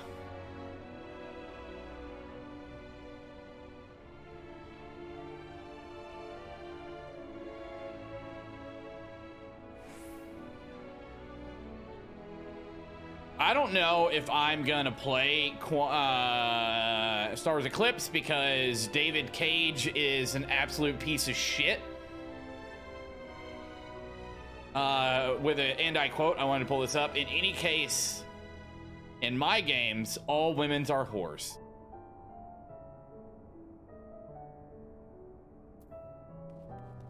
Yeah. David Cage is a terrible human being.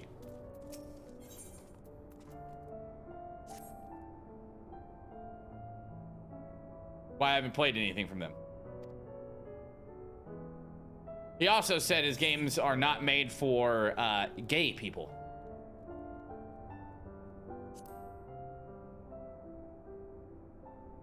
And instead of using the word gay people, he used the F word.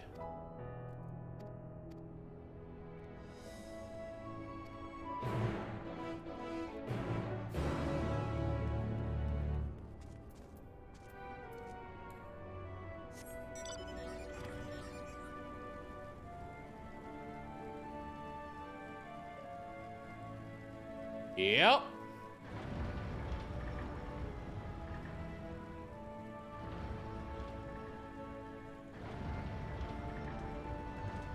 Terrible human beings in the video game industry, and we allow them to continue.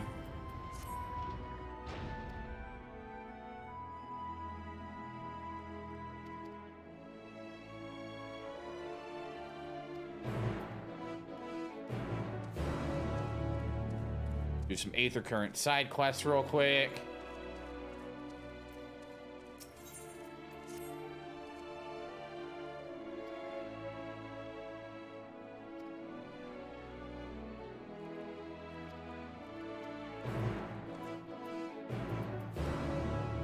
Yeah, it was, hold on, what was it? It was like,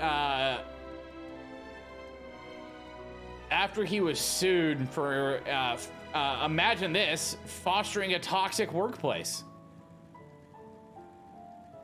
by a female worker. Said that all of his games feature whores.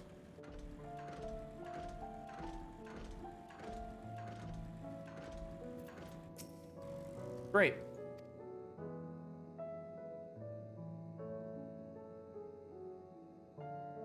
Care to happiness.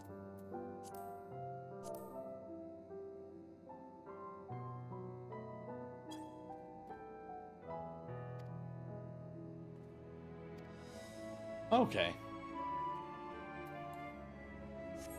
I would love to say I know what's going on with these side quests, but I have no idea. As is usually the case, I don't pay attention to what they're doing / saying. But I mean, like, if Cyberpunk's any indication, people and consumers are willing to put aside whatever these awful people are doing for the sake of playing a game that they want.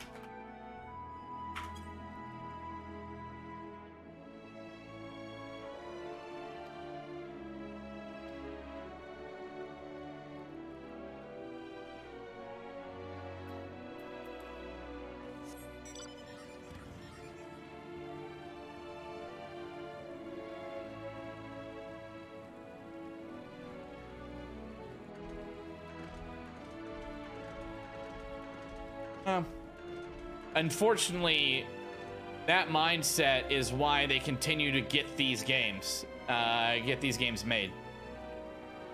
Sucks. I won't play it. I love Star Wars. It's tattooed on my body.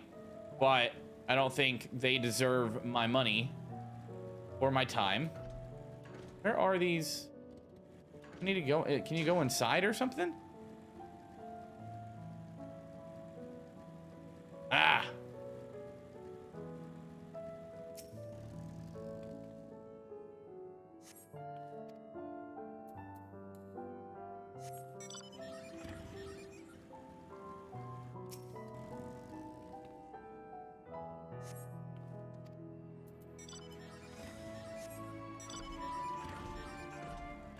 Here we go. We're going up.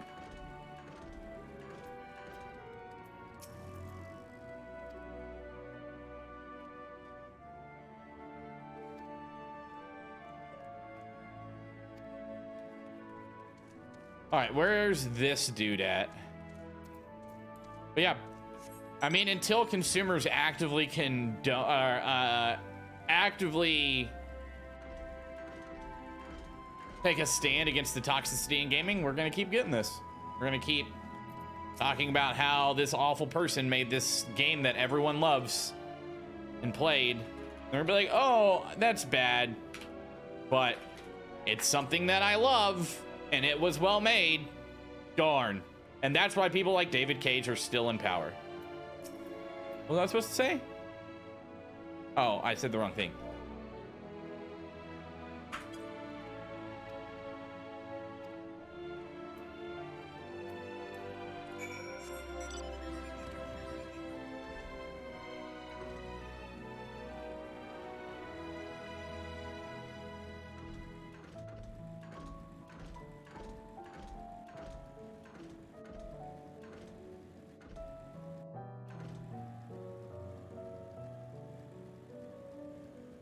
If this one's up here now. Oh no, here we go.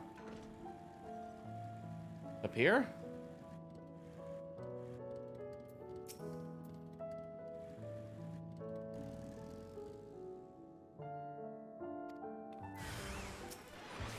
Oh no.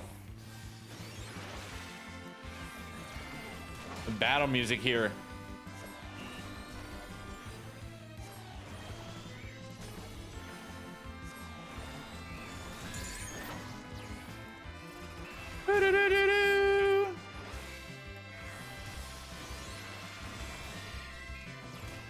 Oh yeah.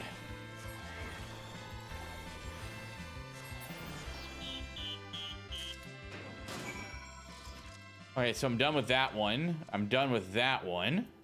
Easy.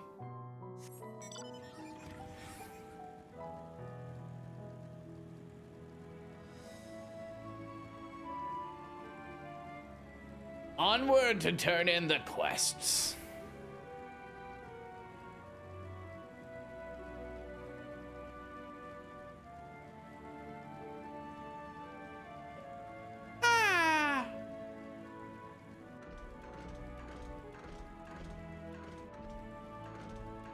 Only 9 a.m. I did. It was a monster.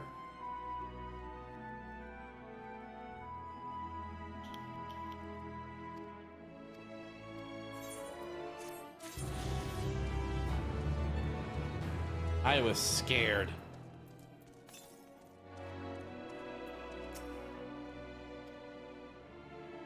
Was a muttering person.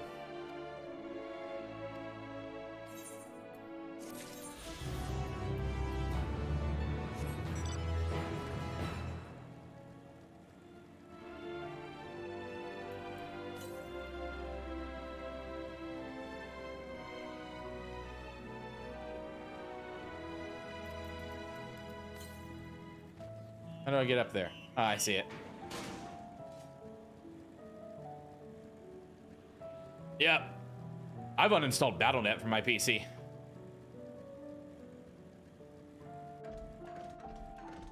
Won't be buying another Activision game.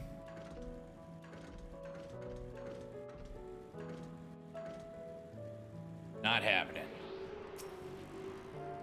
Holding on off on Ubisoft stuff until we hear updates on what's going on with them.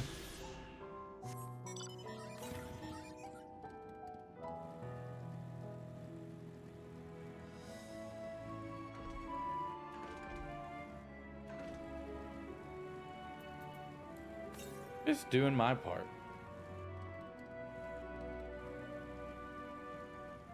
Doing what I can.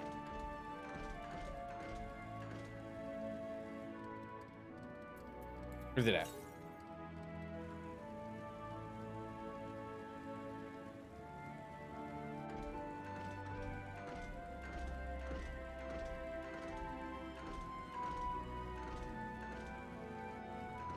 Where's it at? Oh, it's up there. It's up there. Place is massive. Where the heck is the freaking stairs? Oh, there they are.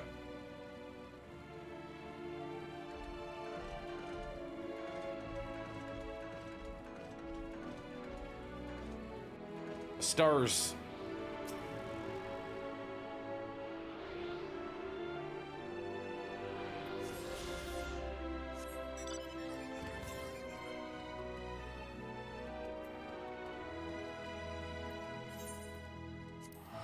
Ah. Yeah, see? Yeah.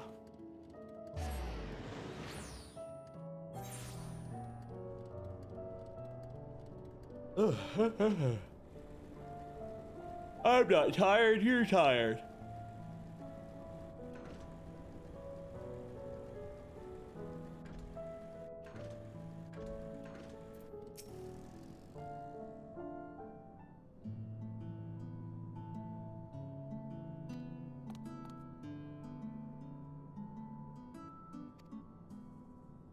Walk fast.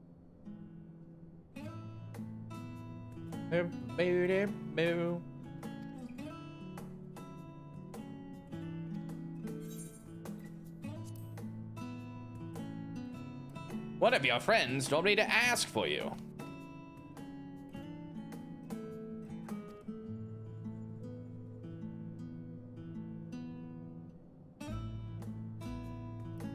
Okay, yeah, that's enough.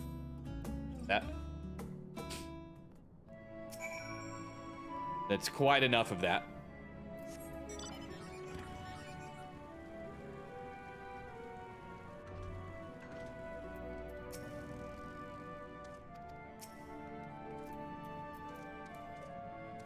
Quite enough of all the nonsense. Give me my Aether Currents.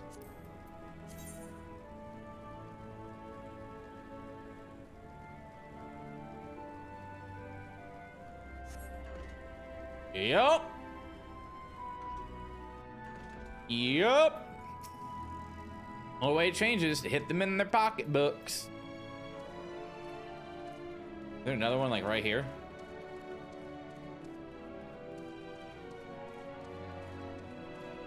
Way over here. Very confused. Ah, there we go. I am very confused as to where to go, which is a normal occurrence for me.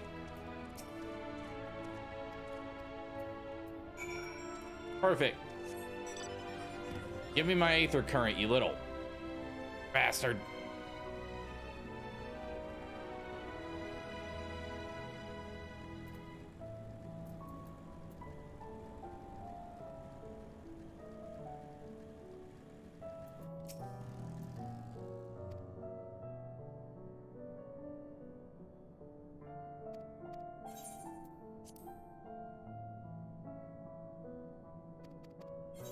Thank you.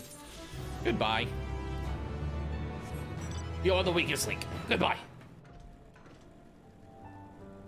Get out of there. Go up top.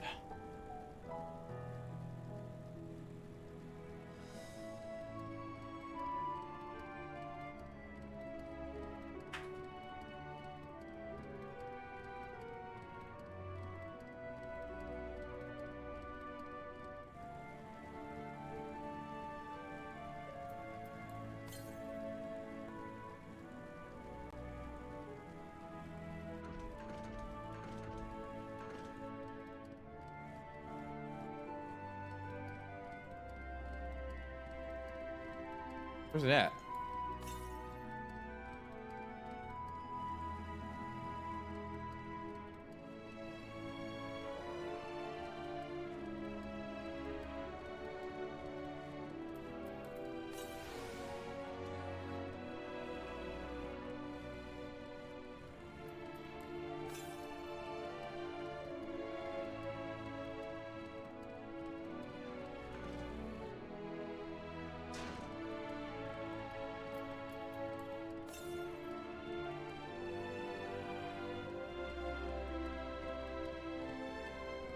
Ah!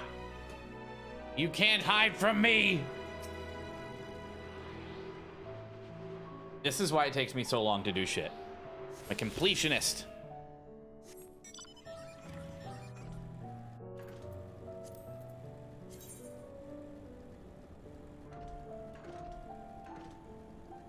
Garlemald I already did all the quests for.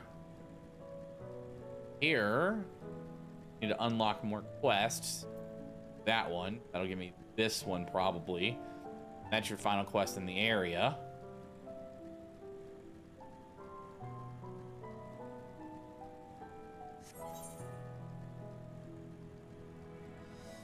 Or at least that's what I think.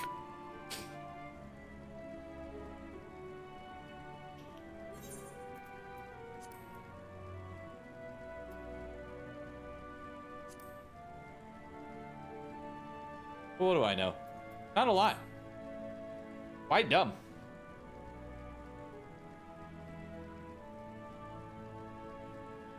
Before we talk to Ishtola, I'm going to take a quick 5-minute break because it's been 2 hours and we haven't had a break yet. It's not going to be 5 minutes. I'm going to go pee, get coffee, grab a seltzer, and then we'll be back. Don't move.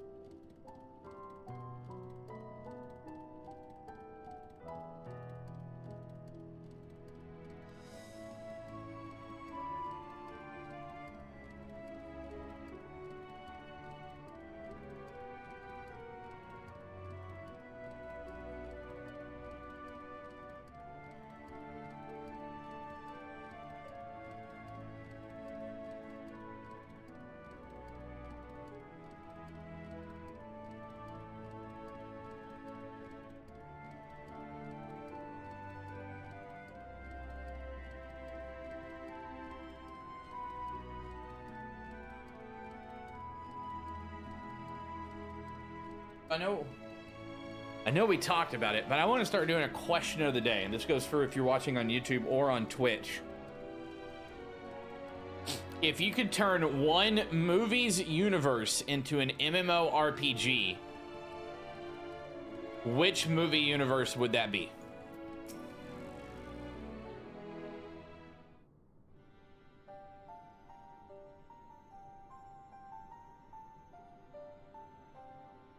The archives are right through this door, but it seems to be locked. I guess we'll just have to find whoever has the key. Going away, enough. We can ill afford to be wasting time here, as you well know. Don't worry yourselves. Yes, we did, but Moon was to be a perfect paradise for people of Theros, and we're running out of time to make everything ready for their arrival. The room? Please explain. We hoped you'd see the wonders we have to offer, but you found nothing but faults and flaws in our work. Only one of you saw our potential, so others must be kept here.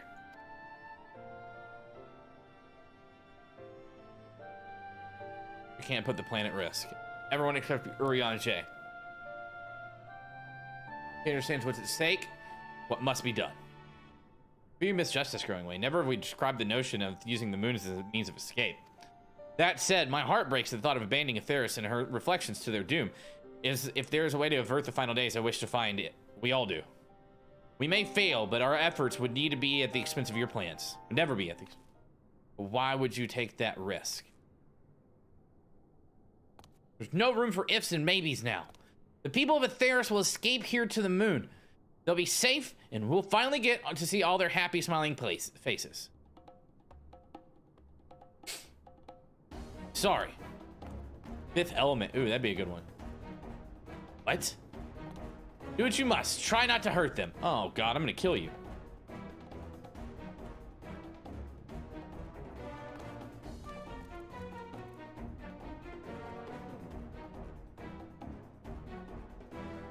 If we dally, they'll overwhelm a sure number. I say we knock these out, split up, and make our way to the exit. I agree.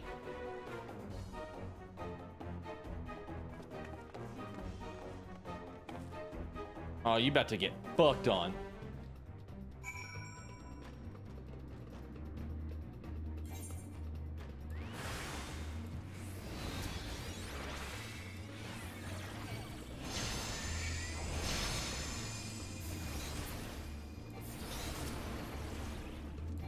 I don't think a Dune MMO's ever been made, and that's a good shout.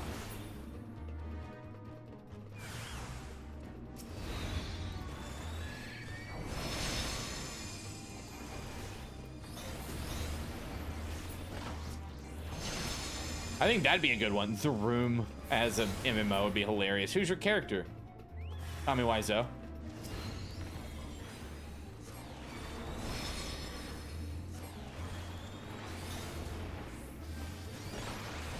How are you gonna separate the factions out, Space Samurai?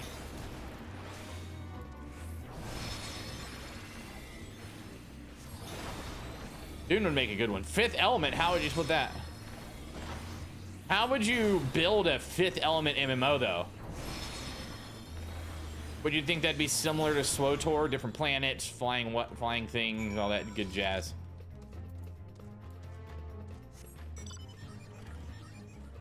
There is a Dune RTS coming out. I heard about that. I need to read Dune.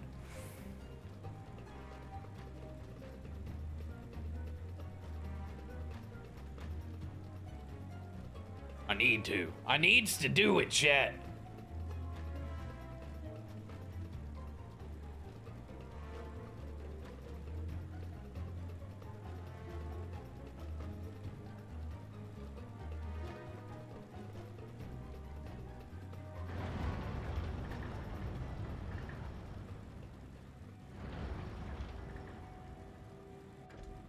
Hola. Good, you're here. Let's hurry to Watcher's Palace and find Urianger. Okay.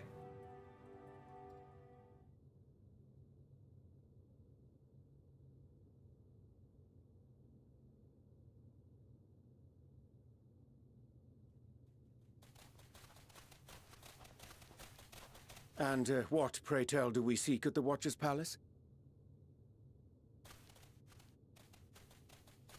Oh, come off it, friend. You know full well why we're here. The time has come for you to return to Atheris and help your brethren prepare for their journey here and beyond. Forgive me, Living Way, but I cannot in good conscience proceed with this plan. Huh? But what about the final days? The death and the doom? Oh, we have to hurry before it's too late.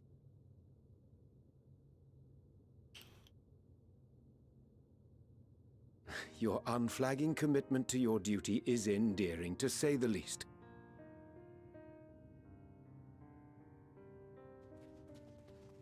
I could see that, Neptune. This element would work really well. Also, the room as a Second Life expansion would be great. Be at ease. They bear you no grudge, nor do I. How could we, having come to understand your purpose? For millennia, you and yours worked tirelessly towards the singular purpose of this heavenly vessel's construction. An arduous feat by any measure. 'Tis clear you have spared no effort. Why, your very names are a testament to your dedication. Yeah.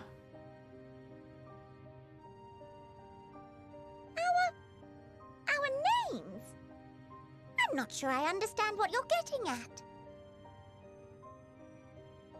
Names are an expression of the self, a declaration of one's hopes and aspirations.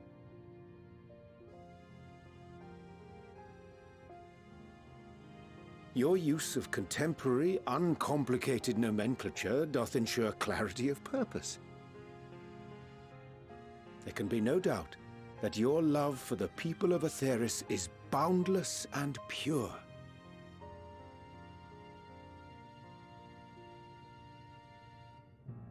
Yes! Yes! A most mellifluous phrasing! We Loperids were born of Hydaelyn's love for Aetheris. That shining, shimmering blue jewel, brightest star in the sky, brimming with life and possibilities. For as long as I can remember, I've toiled in anticipation of the day when this vessel might be needed. All I've ever wanted was to meet those she cherished so dearly, to serve and serve well. Ooh, Blade Runner would be really good. That goes for all of us. Don't you Wonder how see? you break it down. So help us. Help us help them. Lead them here where we can keep them safe. If there's anything wrong with what we've built, we'll fix it. We'll make it right.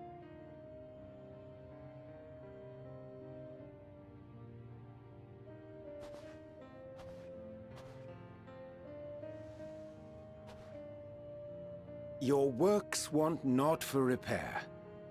Yet there remaineth much for you to learn of men, and your own kin besides. Singing Way, thy name bespeaketh more than the simple marriage of rhythm and rhyme. The songs of Aetheris are beyond counting, and span the length and breadth of emotion. Maps are monuments to man's pioneering spirit and his devotion to charting the furthest reaches of our star. Many have devoted their lifetimes to exploratory pursuits, to venture unto the highest mountains and the deepest oceans in search of unknown frontiers. And thou, my friend, I do not think we've met.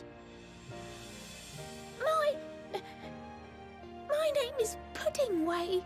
Why is your name Pudding Way? Pudding Way? Yes, indeed. A name of deep and abiding significance, I'm sure, but one perhaps better communicated through delicious deeds than tasteless words. A judicious application of fey magics at a later juncture may be appropriate. Pudding is fucking amazing. And Living Way. 'Tis no easy feat to convey the significance of thy moniker. When I was a bookish boy, a dear friend of mine was fond of peppering me with questions as I read, to my occasional annoyance. One day, I posed to her a question of mine own. What doth it mean to live?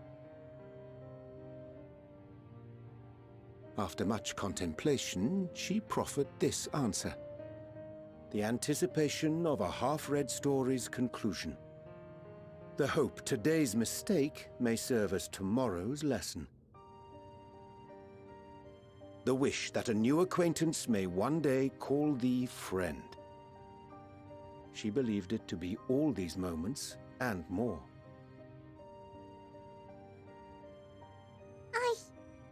I want to understand, but But what?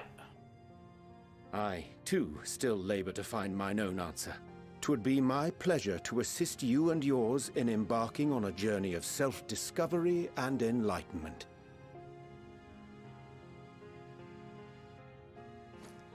For thee.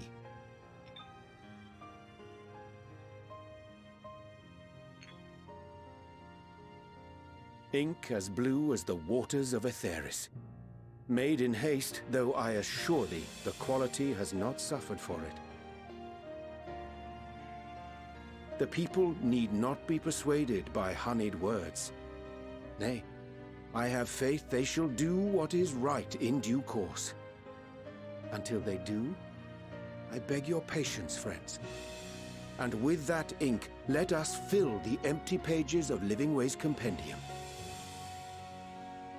all An fluff. open exchange of ideas will surely afford you all a better understanding of modern man, and with it, ideas for improvements and renovations. But more importantly, it shall empower us to together find a way forward.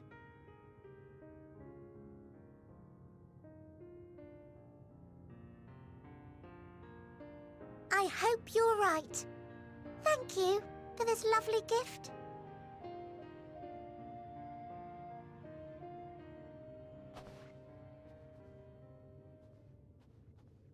There you have it. I shall remain with the Loporrits to ensure that all is in order. Though we must needs prepare for every eventuality, you would all agree that the evacuation of our star is a last resort. To accept failure is to accept the demise not only of our star, but that of Reen's, of all reflections, and the souls that call them home. Yeah. Which is why I have every faith that you shall fight to the last, that such drastic measures may prove unnecessary. Should the worst come to the worst, and I pray deeply that it won't, I'll take comfort in knowing preparations were made under your watchful eye. Aye, thou mayest be assured that if calamity cometh, not a soul will be left behind, if being the operative term.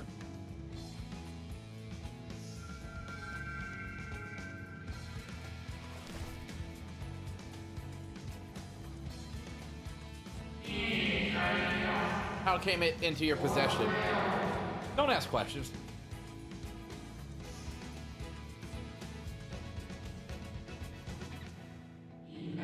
Oh, very much like her.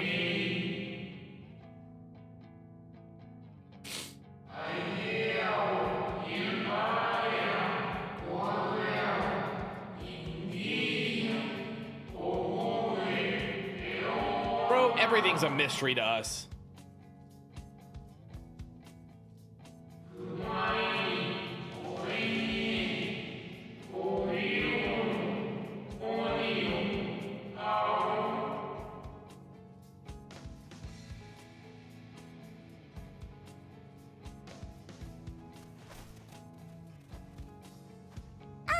I hate to interrupt, but I feel like I need to make amends for all the secrecy.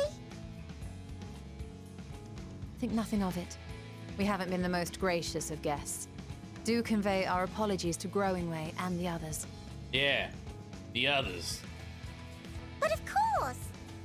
And when next we welcome more guests from Aetheris, we'll have learned to be much more hospitable hosts. Oh, and circling back to the matter of inappropriate secrecy, we ought to discuss our benefactors. Agreed. The Charlayan Forum, yes? What? How did you know? We're not dumb. The more I heard, the more obvious it became. The Forum's aims align closely with those of your anonymous patrons. A telling coincidence would be an understatement. Though had we not taken it upon ourselves to peruse certain restricted tones in Labyrinthos, we might still be unaware of their plans. True. But let us continue this discussion upon our return. I dare say we have kept Alphino and the others waiting long enough.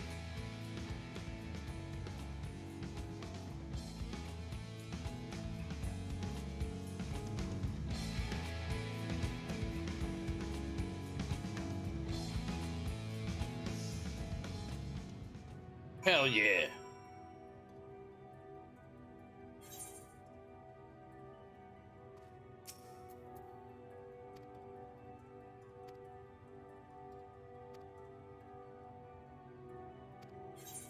Thanks, bud. Alright, you still up. What are we doing?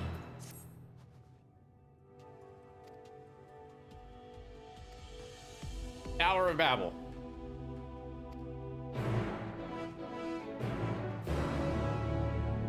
Listen, I need to click this.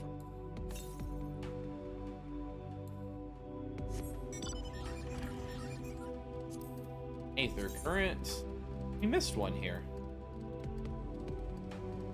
Oh, it's over there? Oh. Do it real quick.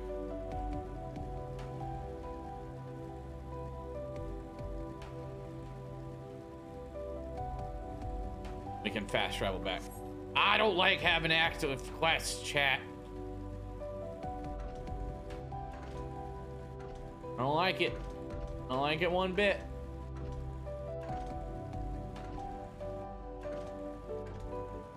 Oh, look at this cute little potato. Hello, potato. Well, wearing a top hat. Boop, boop. Ba-da-da-bop-bop. How's it already 9:30?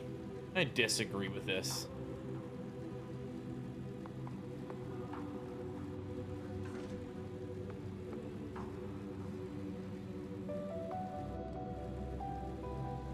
Nice, dude. I hope you enjoy it.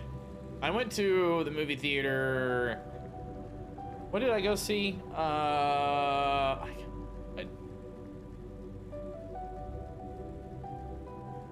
Cruella. Really fun to get back into the theater. I think we're going to see Spider-Man next week.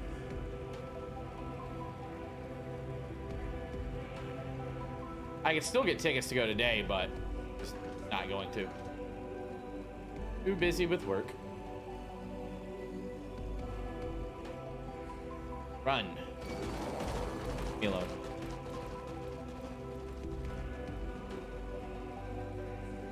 This music is amazing.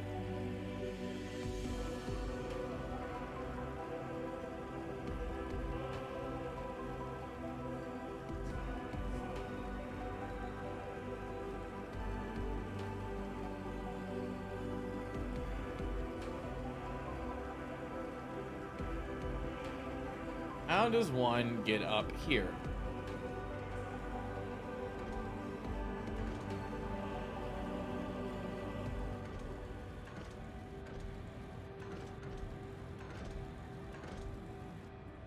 Oh, can I not? Oh, there's the crossing.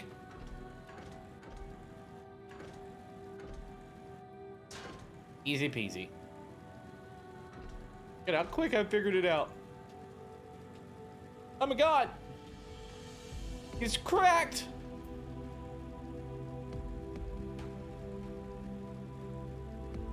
Absolutely cracked. Ah, I ran into a rock. Rocks, man. They come up on you. They sneak up on you.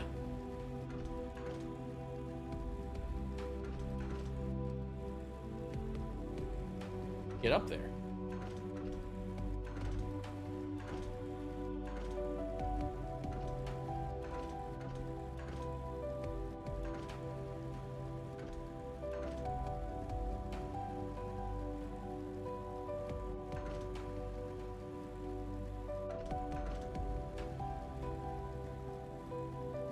Literally right there. How do I get up there?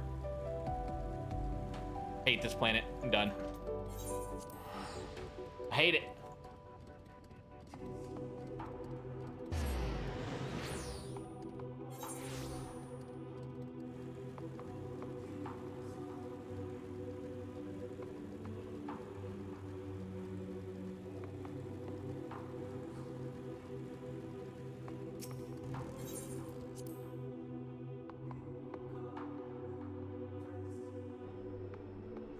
Peace. I am here.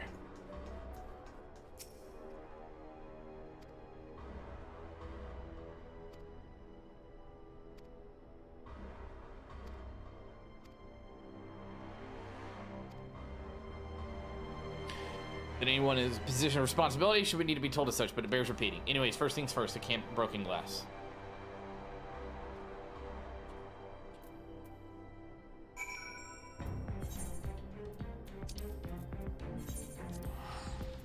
Yeah.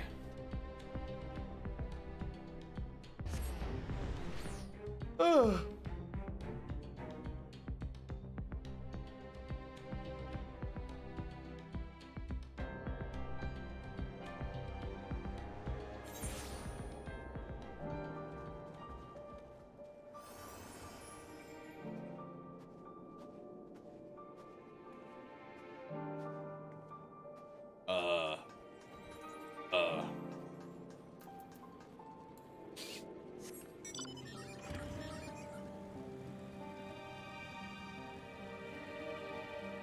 Oh, we gotta talk to Lucia. Yeah.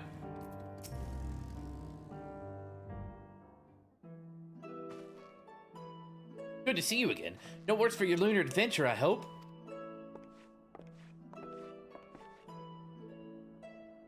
Done what we can for now, and believe me, we intend to tell you all about it. We succeeded in subduing the tempered inside the Tower of Babel. We took many alive, but combined with those who were already in our custody, the number requiring care has grown exponentially. The inclement conditions have made it difficult, if not impossible, to treat them all here. So we petitioned the aid of the allied nations. Some are understandably hesitant to proffer as assistance, particularly those that were but recently subjected to imperial occupation. That said, several others have agreed to grant them refuge for treatment. With the assistance of your fellow scions, we endeavor to see them safely transported and subsequently cured of their tempering. All the tempered be relocated? No. No, not all, no. We have sufficient shelter to attend to those with treatment has begun, and enough healers have volunteered to remain until their patients have recovered. Gillis is one such patient, but is not yet fit to receive visitors. Truth be told, it was a miracle that he and those in his company were not harmed in the chaos. Not for Alphino and Alice's timely assistance, I dare say none of them would be with us today. And me, potato. In light of recent developments, have the Alliance leaders come into any decisions regarding Garlemald? Nope. Given the tremendous ramifications of what has happened here, it will take time to determine what must be done. In the meantime, they intend to work with the Eastern Alliance to keep a close watch over the provinces. Yeah, what's up, Backlog Battle? Loving it. We have other news to share. Shortly after the Anima was defeated, we received reports that each and every tower has vanished. For our mercy, the process was apparently not quite as violent as that you experienced in Thavnir. Those who were trapped within them have been rescued and are receiving treatment. To hasten this endeavor, the beast tribes have received instructions in the magic needed to cure the temporary. Master Matoya is no doubt thrilled that Mother Porksy afforded her so many visitors. Yes, we are grateful for ongoing efforts, as well as though our comrades, and as for the contingent, several of our members have been granted leave to return to their homelands after the transfer of Tempered has been completed. A lot. This should have been voice acted. Lucia and I remain along with the small force to continue offering aid to those in Garlemald. The Emperor may be no more, but there are yet those who call this land's home. I believe that accounts for recent events here. So what of the Moon and the Telophoroid? Well, I killed Zodiac! So that's a thing. Kind of missed a lot there. Took a lot of time. But I'm loving it, Backlog Battle. Are you playing 14? Hope you're well. Thanks for stopping by. Hello.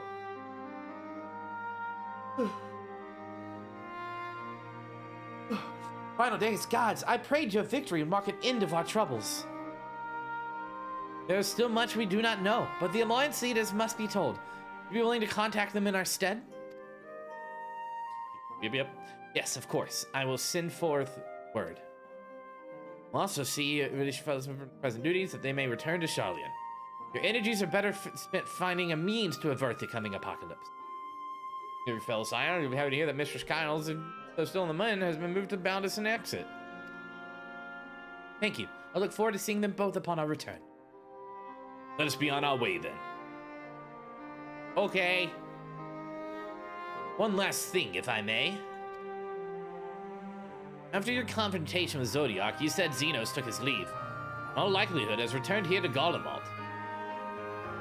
I have a mind to dispatch scouts to try and ascertain his whereabouts, but first wish to ask if you believe there's merit in doing so. Well...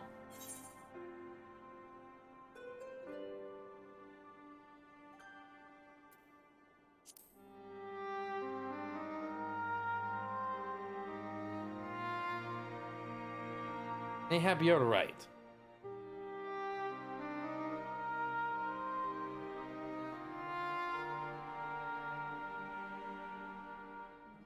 Pray forgive I entertained the notion. While I'm the subject of Xenos, the 10th Legion has made an official proclamation.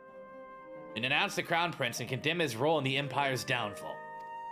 His very title has become a source of shame among his former subjects, and it continued to use serves only to hinder relations with foreign nations. For this reason, it has been declared as Xenos Vietergalvis, outcast and enemy of Garlemald. Ooh. Van Daniel is no more, and now his own people turn against him. It seems he's not but his bloodlust to keep his company. Better than an army to see it sated. At any rate, I will not keep you longer. I pray you safe passage back to Charlotte.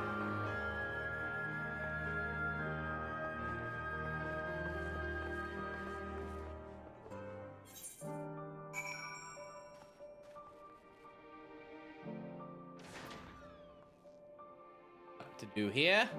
Not to do here. How much is this gonna cost me? 1,400 gil. Chump change at the end of it, you knows.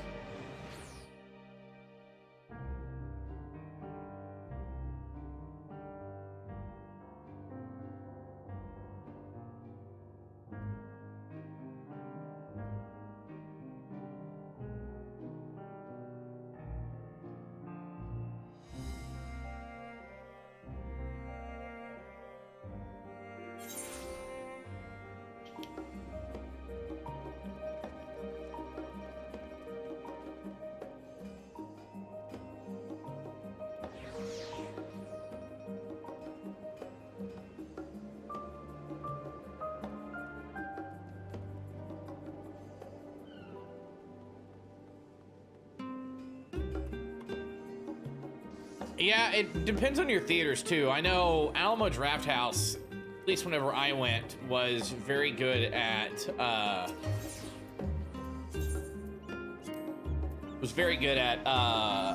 distancing. I don't know if it's changed since then.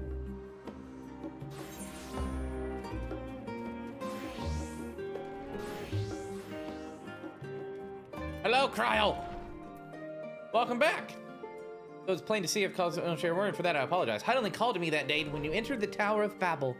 Her pleas were faint but desperate, and I knew at once she required a vessel to carry out her will. What came after feels like a dream, barely remembered. My body flowing through the life stream towards Garlemald. When I regained consciousness, it was all aches and frostbite, exhausted of ether. So exhausted, in fact, I could only laugh, for it was in that moment I understood Raha's weariness from the Tower of Zot. With that I could laugh at the time like this. So we prevented Zodiac from being unleashed upon the world. I'm curious to know what else took place on the moon. Yo, there were rabbits.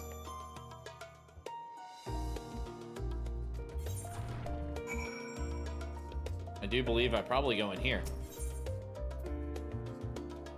Right? Yeah.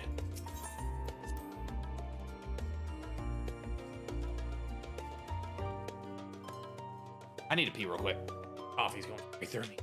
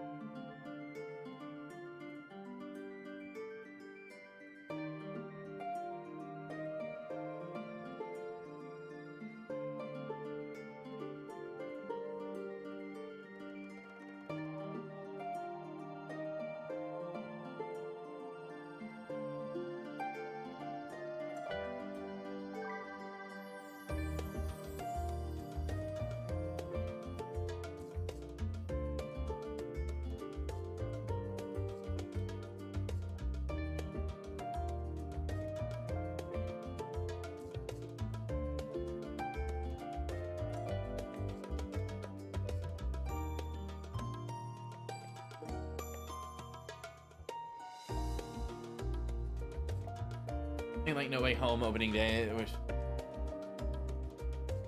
Yeah, it's gonna be a little crazy.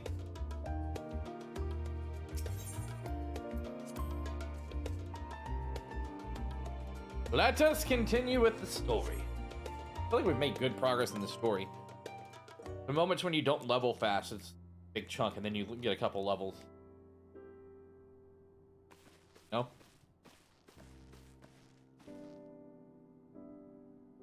I can't read. Sorry to keep you all waiting. Not at all. We understand you've been quite busy. Will Urianger be joining us? Nope. Duty keeps him away, I'm afraid.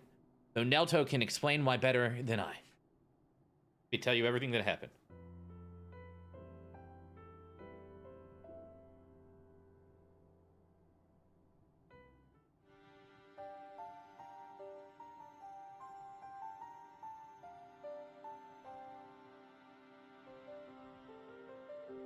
The Amarat. We are to escape via the moon? What are the source and its reflections? We're all gonna fucking die, bro. I have no intention of standing by while I do this. So how do we stop this?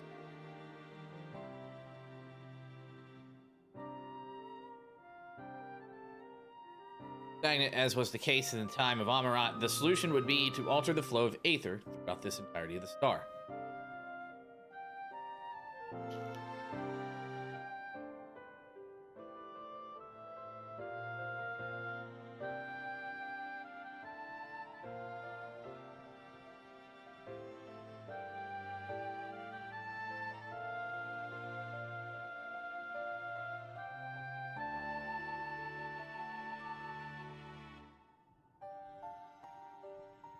So much to do, but we do not know the catastrophe itself, let alone what may have caused it.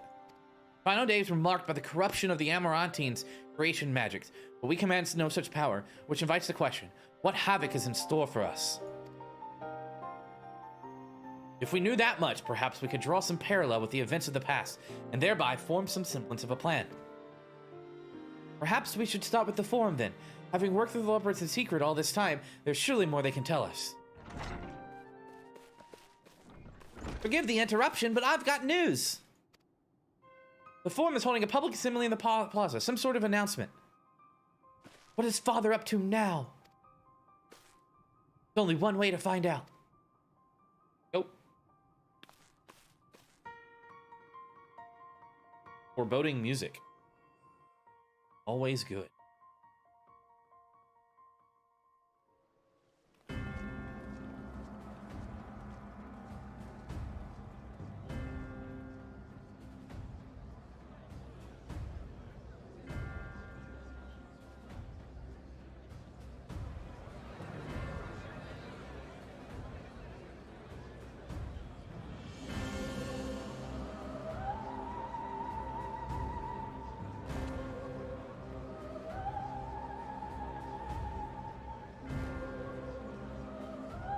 Going on here?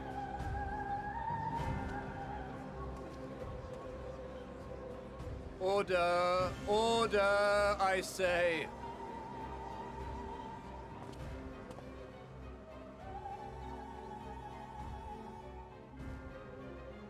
I thank you all for gathering here on such short notice. This day we must speak of grave affairs and their implications for the future of Sharlayan. Nay, of this very star. Said affairs concern all citizens, and so we have called for a public assembly.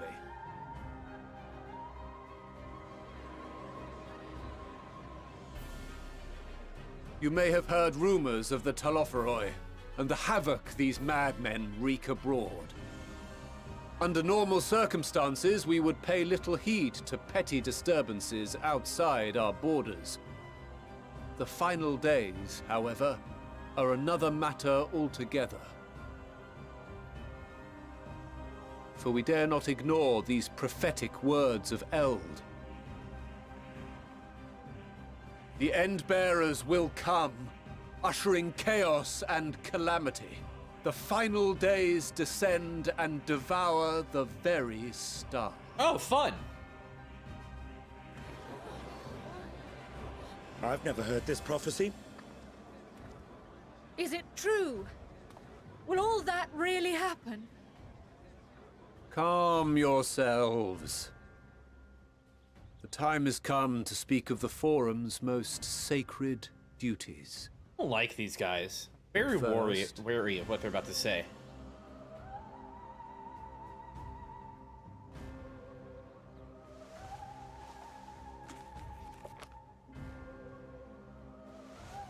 Give voice to the voiceless. Let bindings be unbound. By unanimous decree, I declare the enchantment broken. What does this mean?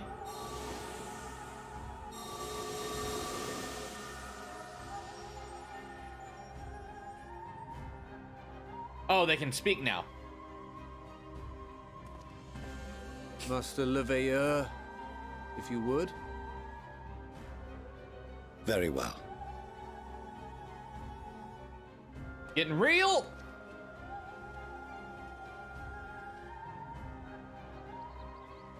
270 years ago, our forebears began an expedition in the Dravanian hinterlands, in search of a route to access the ethereal sea. Oh, fun. This much is public knowledge. Their findings, however, would become the Forum's most closely guarded secret. What those researchers discovered in the hinterlands was not a passage unto the ethereal sea, but the very heart of our star, and Hydaelyn herself. What? She spoke to them of a calamity that would extinguish all life, and of a means by which we might be spared. The moon. 'Tis in truth a gargantuan vessel built to serve as sanctuary for her children and deliver them from this doom. Much like Nunkref's hope in ages past, Nincompoop. it will bear the people of a world in the throes of death to a new home. Needless to say, this will be no small undertaking. To facilitate the great work, the Forum has maintained close contact with the servants of Hydaelyn, who presently reside on the moon. Convinced that the foretold end was all but inevitable, we began amassing a wealth of knowledge, not merely for the betterment of our nation, but in preparation for the journey to come. Oh, fun. You reveal this to us now? By the gods, how long do we have?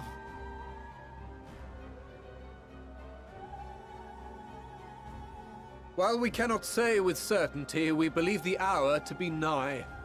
We received a transmission from the moon suggesting as much not long ago. Which is why we must in earnest begin preparations for the great exodus. Oh, fun. For his impressive contributions and the leadership he demonstrated during our withdrawal from Dravania, we have elected Master Leveilleur to oversee this initiative.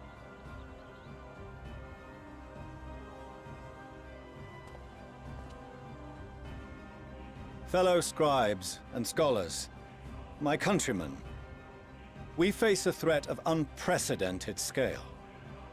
We must challenge the trials before us with composure and conviction if we are to find salvation. The wisdom of Sharlayan has ever been a shining beacon in the darkness, and so it shall continue to be. It is our solemn charge to see our heritage preserved for future generations. For those who will come after, we will brave a new frontier. Oh, damn. But it sounds like they're only interested in protecting those of Sharlayan. Administrative edicts will be relayed to all major institutions ere long. In the meantime, carry on with your duties. With that, I hereby call this assembly to a close.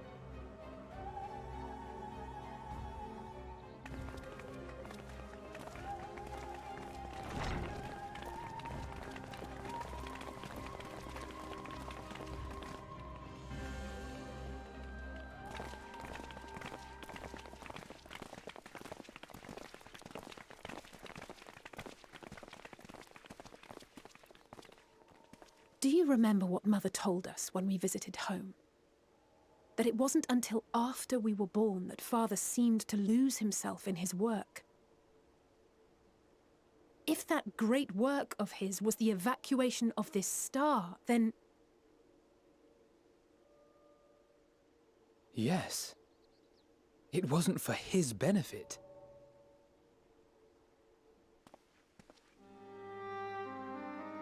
Would you mind waiting here a moment? I wish to speak with Father before we leave. Take your time.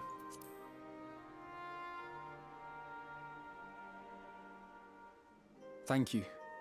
I shan't be long. If it's all the same to you, I have a few choice words to share with Father as well.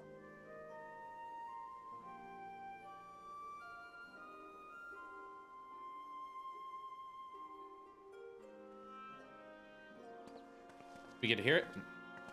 We get to hear it? Yes! So, come to call us cowards and bid us join your fruitless battle against the inevitable. Not at all, homie. Nay, we do not object to the Forum's proposal. On the contrary, those who wish to flee have every right to do so. Urianger is cooperating with your associates on the moon to ensure that all is ready should evacuation be our only recourse. Then whatever your business, I suggest you be brief. Though we cannot boast the boundless wisdom of Charlian, we have first-hand knowledge of foreign cultures and have conversed with no small number of peoples. These experiences have taught us fundamental truths that cannot be recorded in any tome nor charted on any map. The beating heart of this planet is its people, many of whom would give anything, even their lives, to protect the lands they love. True. Many may choose to join you in the end. But what of those unwilling or unable, for whom escape will never be an option? What would you have them do? To ignore the plight of those one might conceivably save is not wisdom, Father. It is indolence. This is why we choose to fight. Yeah! We'll not ask for your understanding, Father. Only that you don't turn a blind eye to the good we have done. That we can still do. We're not children in need of protection. Hold fast to your principles and let the world burn if it please. But we believe there is still another way. I love And this if so there much. is, we will find it. They've You both see if we don't. grown so much, and I love every bit of who Alphino and Alice have become. Just between the end of Shadowbringers and Do this. as you will. Just stay out of our way.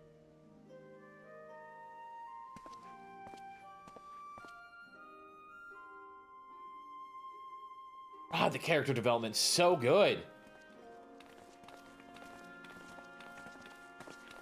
Were he not so consumed with self-righteousness, he might tell you how proud he is of you both. Bold words call for bold action, and there'll be no turning to your father should plans go awry. As if I ever would. So long as there are those who wish to stay and fight for this star, we have to do what we can to help them. God, I love this. And if we're to do that, we'll need to be well rested. Wouldn't you agree? And having triumphed over what we once thought to be the source of all evil, I can think of no one in greater need of at least a dozen winks.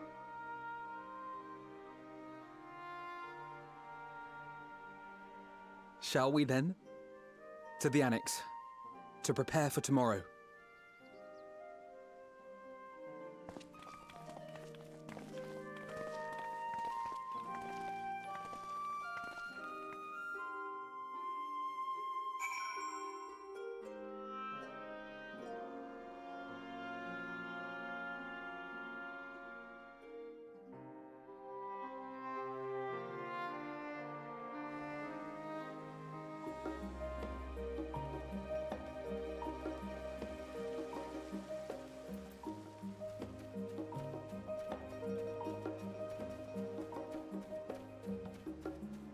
Oh my goodness. There's so much happening, and I think that moment was the big moment that I've been waiting for in Endwalker. I'm very happy with this now. And I'm so excited to see the rest of this story continue.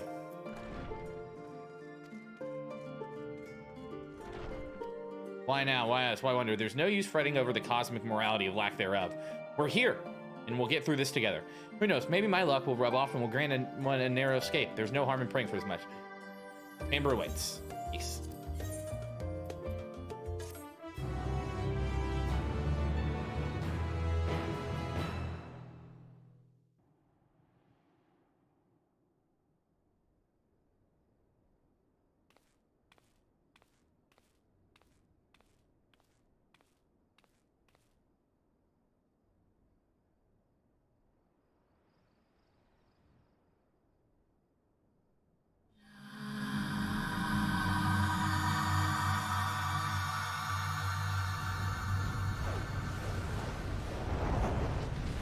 What?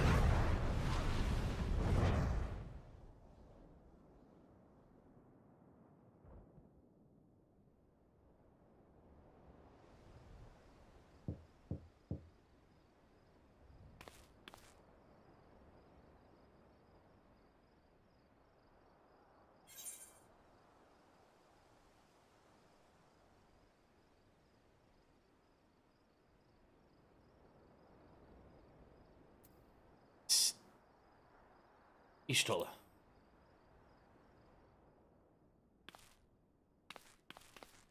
Please be Ishtola.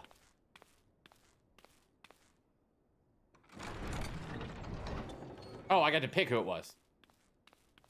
You're still awake. Good. Might I trouble you to stand still for a moment?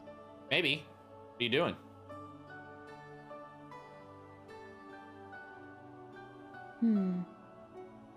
Nothing appears out of the ordinary.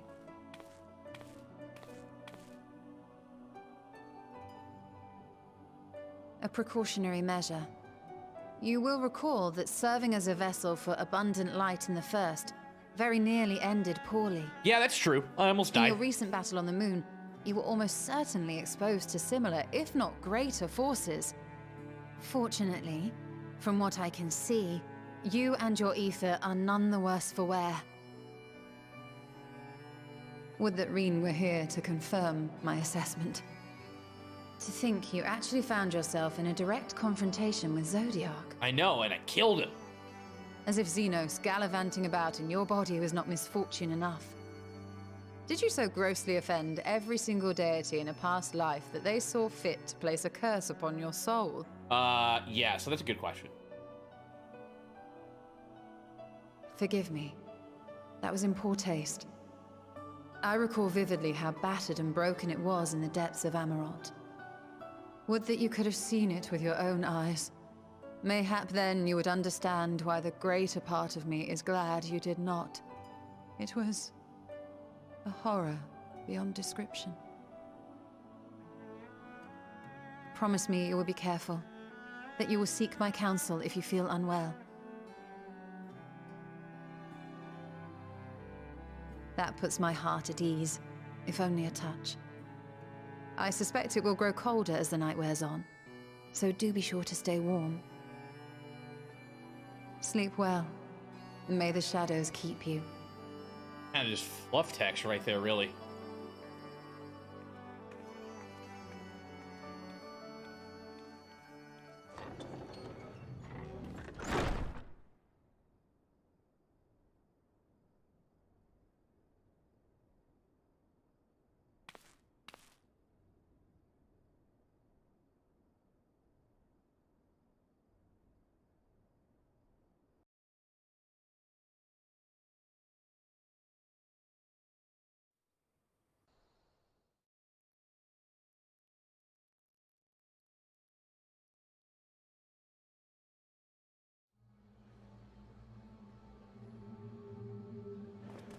About to happen here.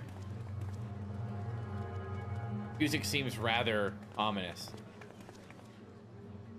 Thank the gods that tower is gone. The sight of it was enough to make me sick. Thank the Ilsebar contingent, more like. Word is, they fought their way into Garlemald and toppled the bloody thing themselves. Why do you look Not like just you're the one, neither. addicted All to the meth, homie? towers have up and vanished. You guys got eyes like a meth head. Aye, I heard the same. Commander Aldin and his troops help keep casualties to a minimum, too.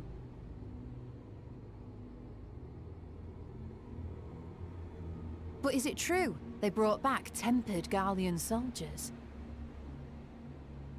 As Commander Aldin tells it, they've a treatment for that now.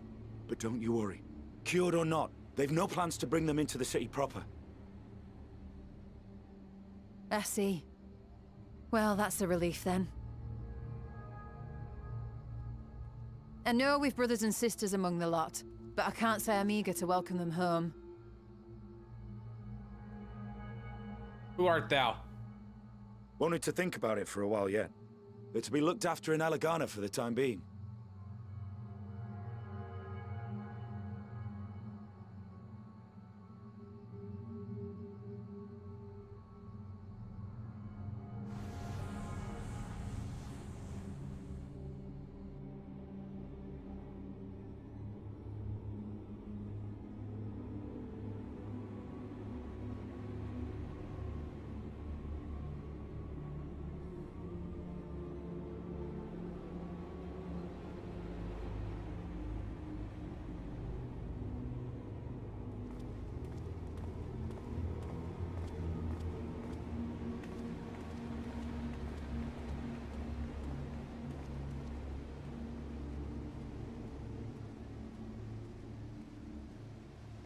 Another day, another commission of paramount importance. Yeah, Aaronville. Well, what have we here?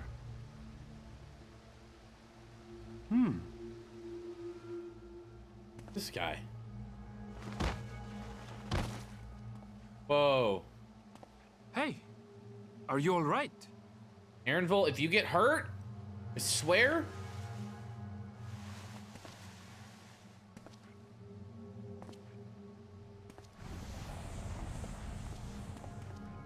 Was that? No. The shadows play tricks, nothing more.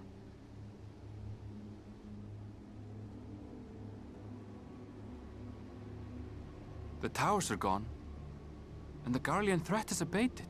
And yet, why does it feel as though it's about to get much, much worse?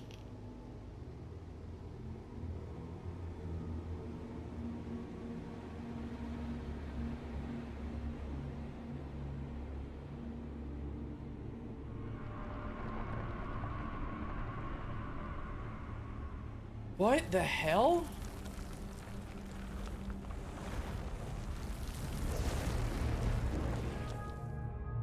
What just happened?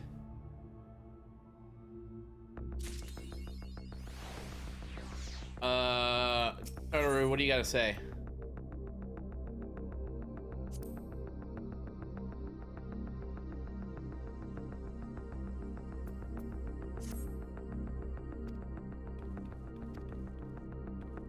All right.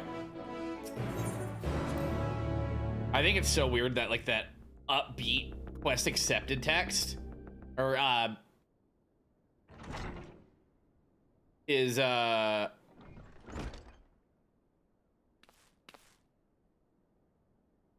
Okay, there you are. Is there after such an ominous cutscene? Bam, bam, bam, bam, bam, bam.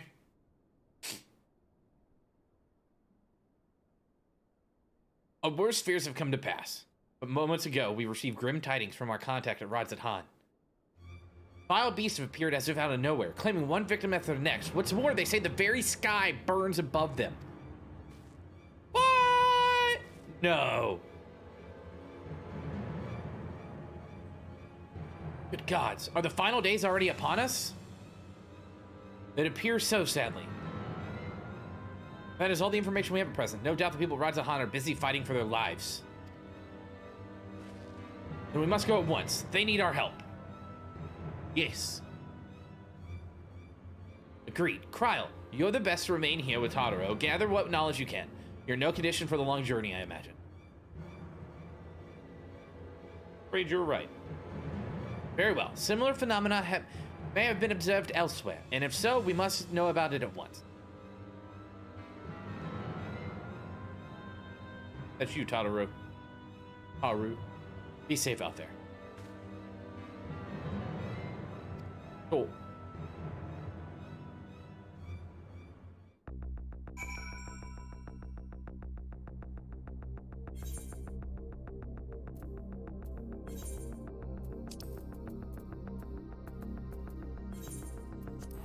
Let's spend all my gil to travel.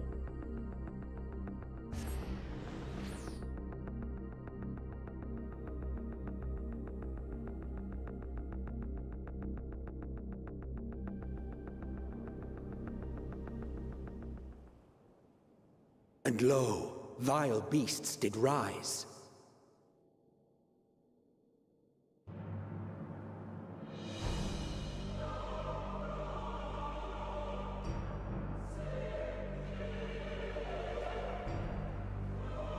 Well, this can't be good.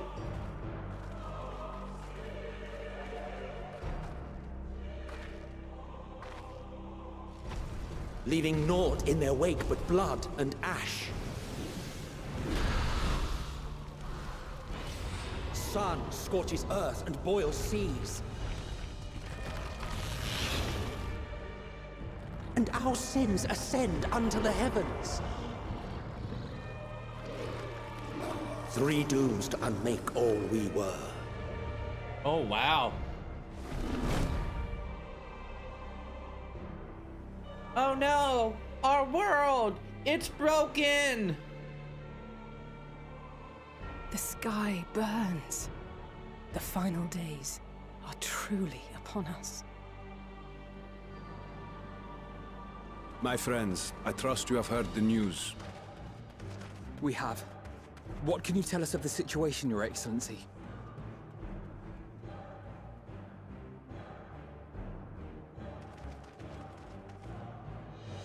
Last night, the Isle was rocked by tremors, and the earth itself cried out. Aloft, the heavens began to burn. From all about, unholy beasts, the likes of which we had never seen, came forth in fury and rage. No. To say they came forth would be inexact. The people of Radzat-Han themselves transformed into these baleful fiends. Yo, what's up, Grudge?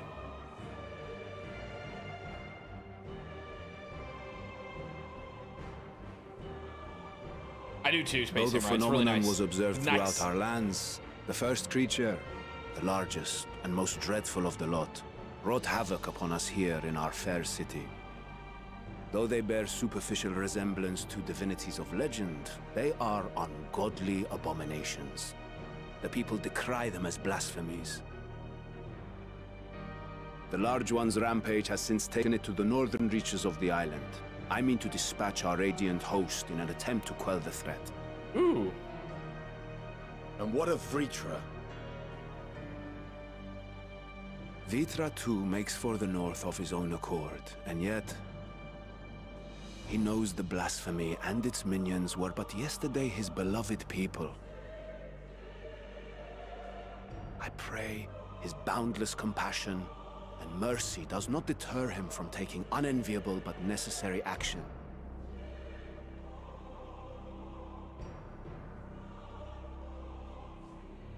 Understood. I ask that you allow us to aid you in quelling this threat. Ooh. You would risk your lives to help us yet again? Of course.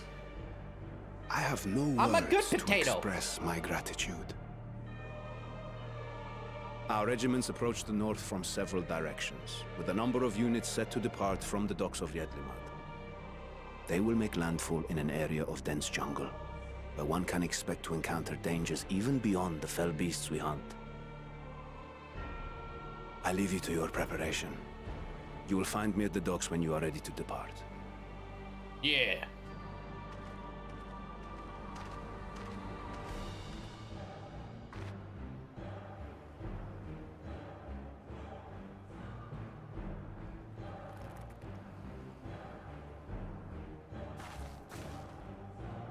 We're as prepared as we'll ever be.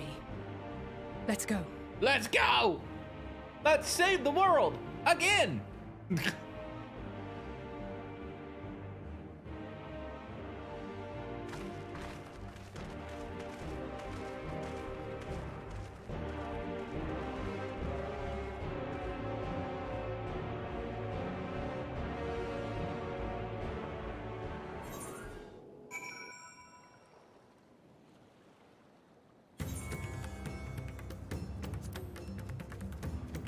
Ahawan.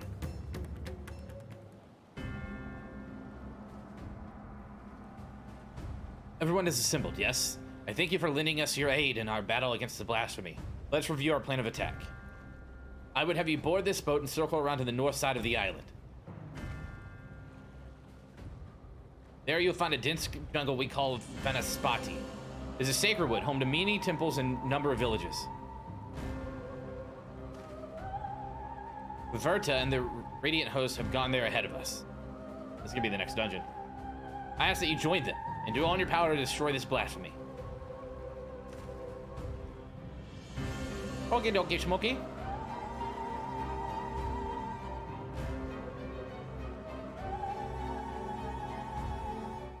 Stalled it.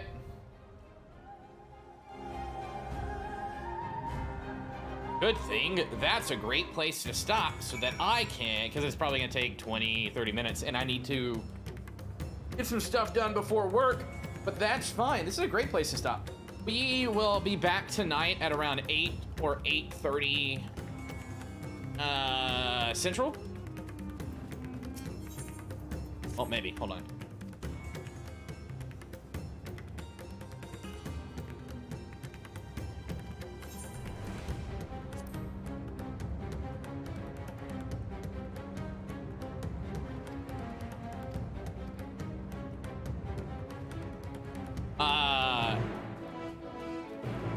Yeah, we'll be back around 8 or 8:30 p.m. Central tonight with more 14. If you haven't already, make sure to head to the channel and watch our new stage guide video. It is a little bit more in-depth breakdown of how Sage works in dungeons and in group settings beyond what we did in the starter guide last week. If you could, I'd really appreciate it if you could go and give it a like, give it a thumbs up. Give it a thumbs up and drop a comment. All those interactions with our new video, which is called like Stage Guide, would be awesome because it helps get the algorithm to pick up the video. So after the stream ends, make sure to click on the channel, go on through and click the Sage video. Give it a thumbs up, drop a comment, I'll reply, I'll say what's up. But thanks for hanging out today. I really do appreciate it. Again, we'll be back, like I said, at around 8 Central. Keep an eye on Twitter and in Discord. Remember to like this stream as well. But I appreciate all of you for hanging out. It was a really fun stream this morning. Remember to treat everybody with love and respect because the world's a shitty place. A little bit of love, a little bit of respect. You can make the world a little better. So go out and do good. I don't mean do well, I mean do good things. You'd be surprised how easy it is to put a smile on somebody's face. Catch you guys in the next one.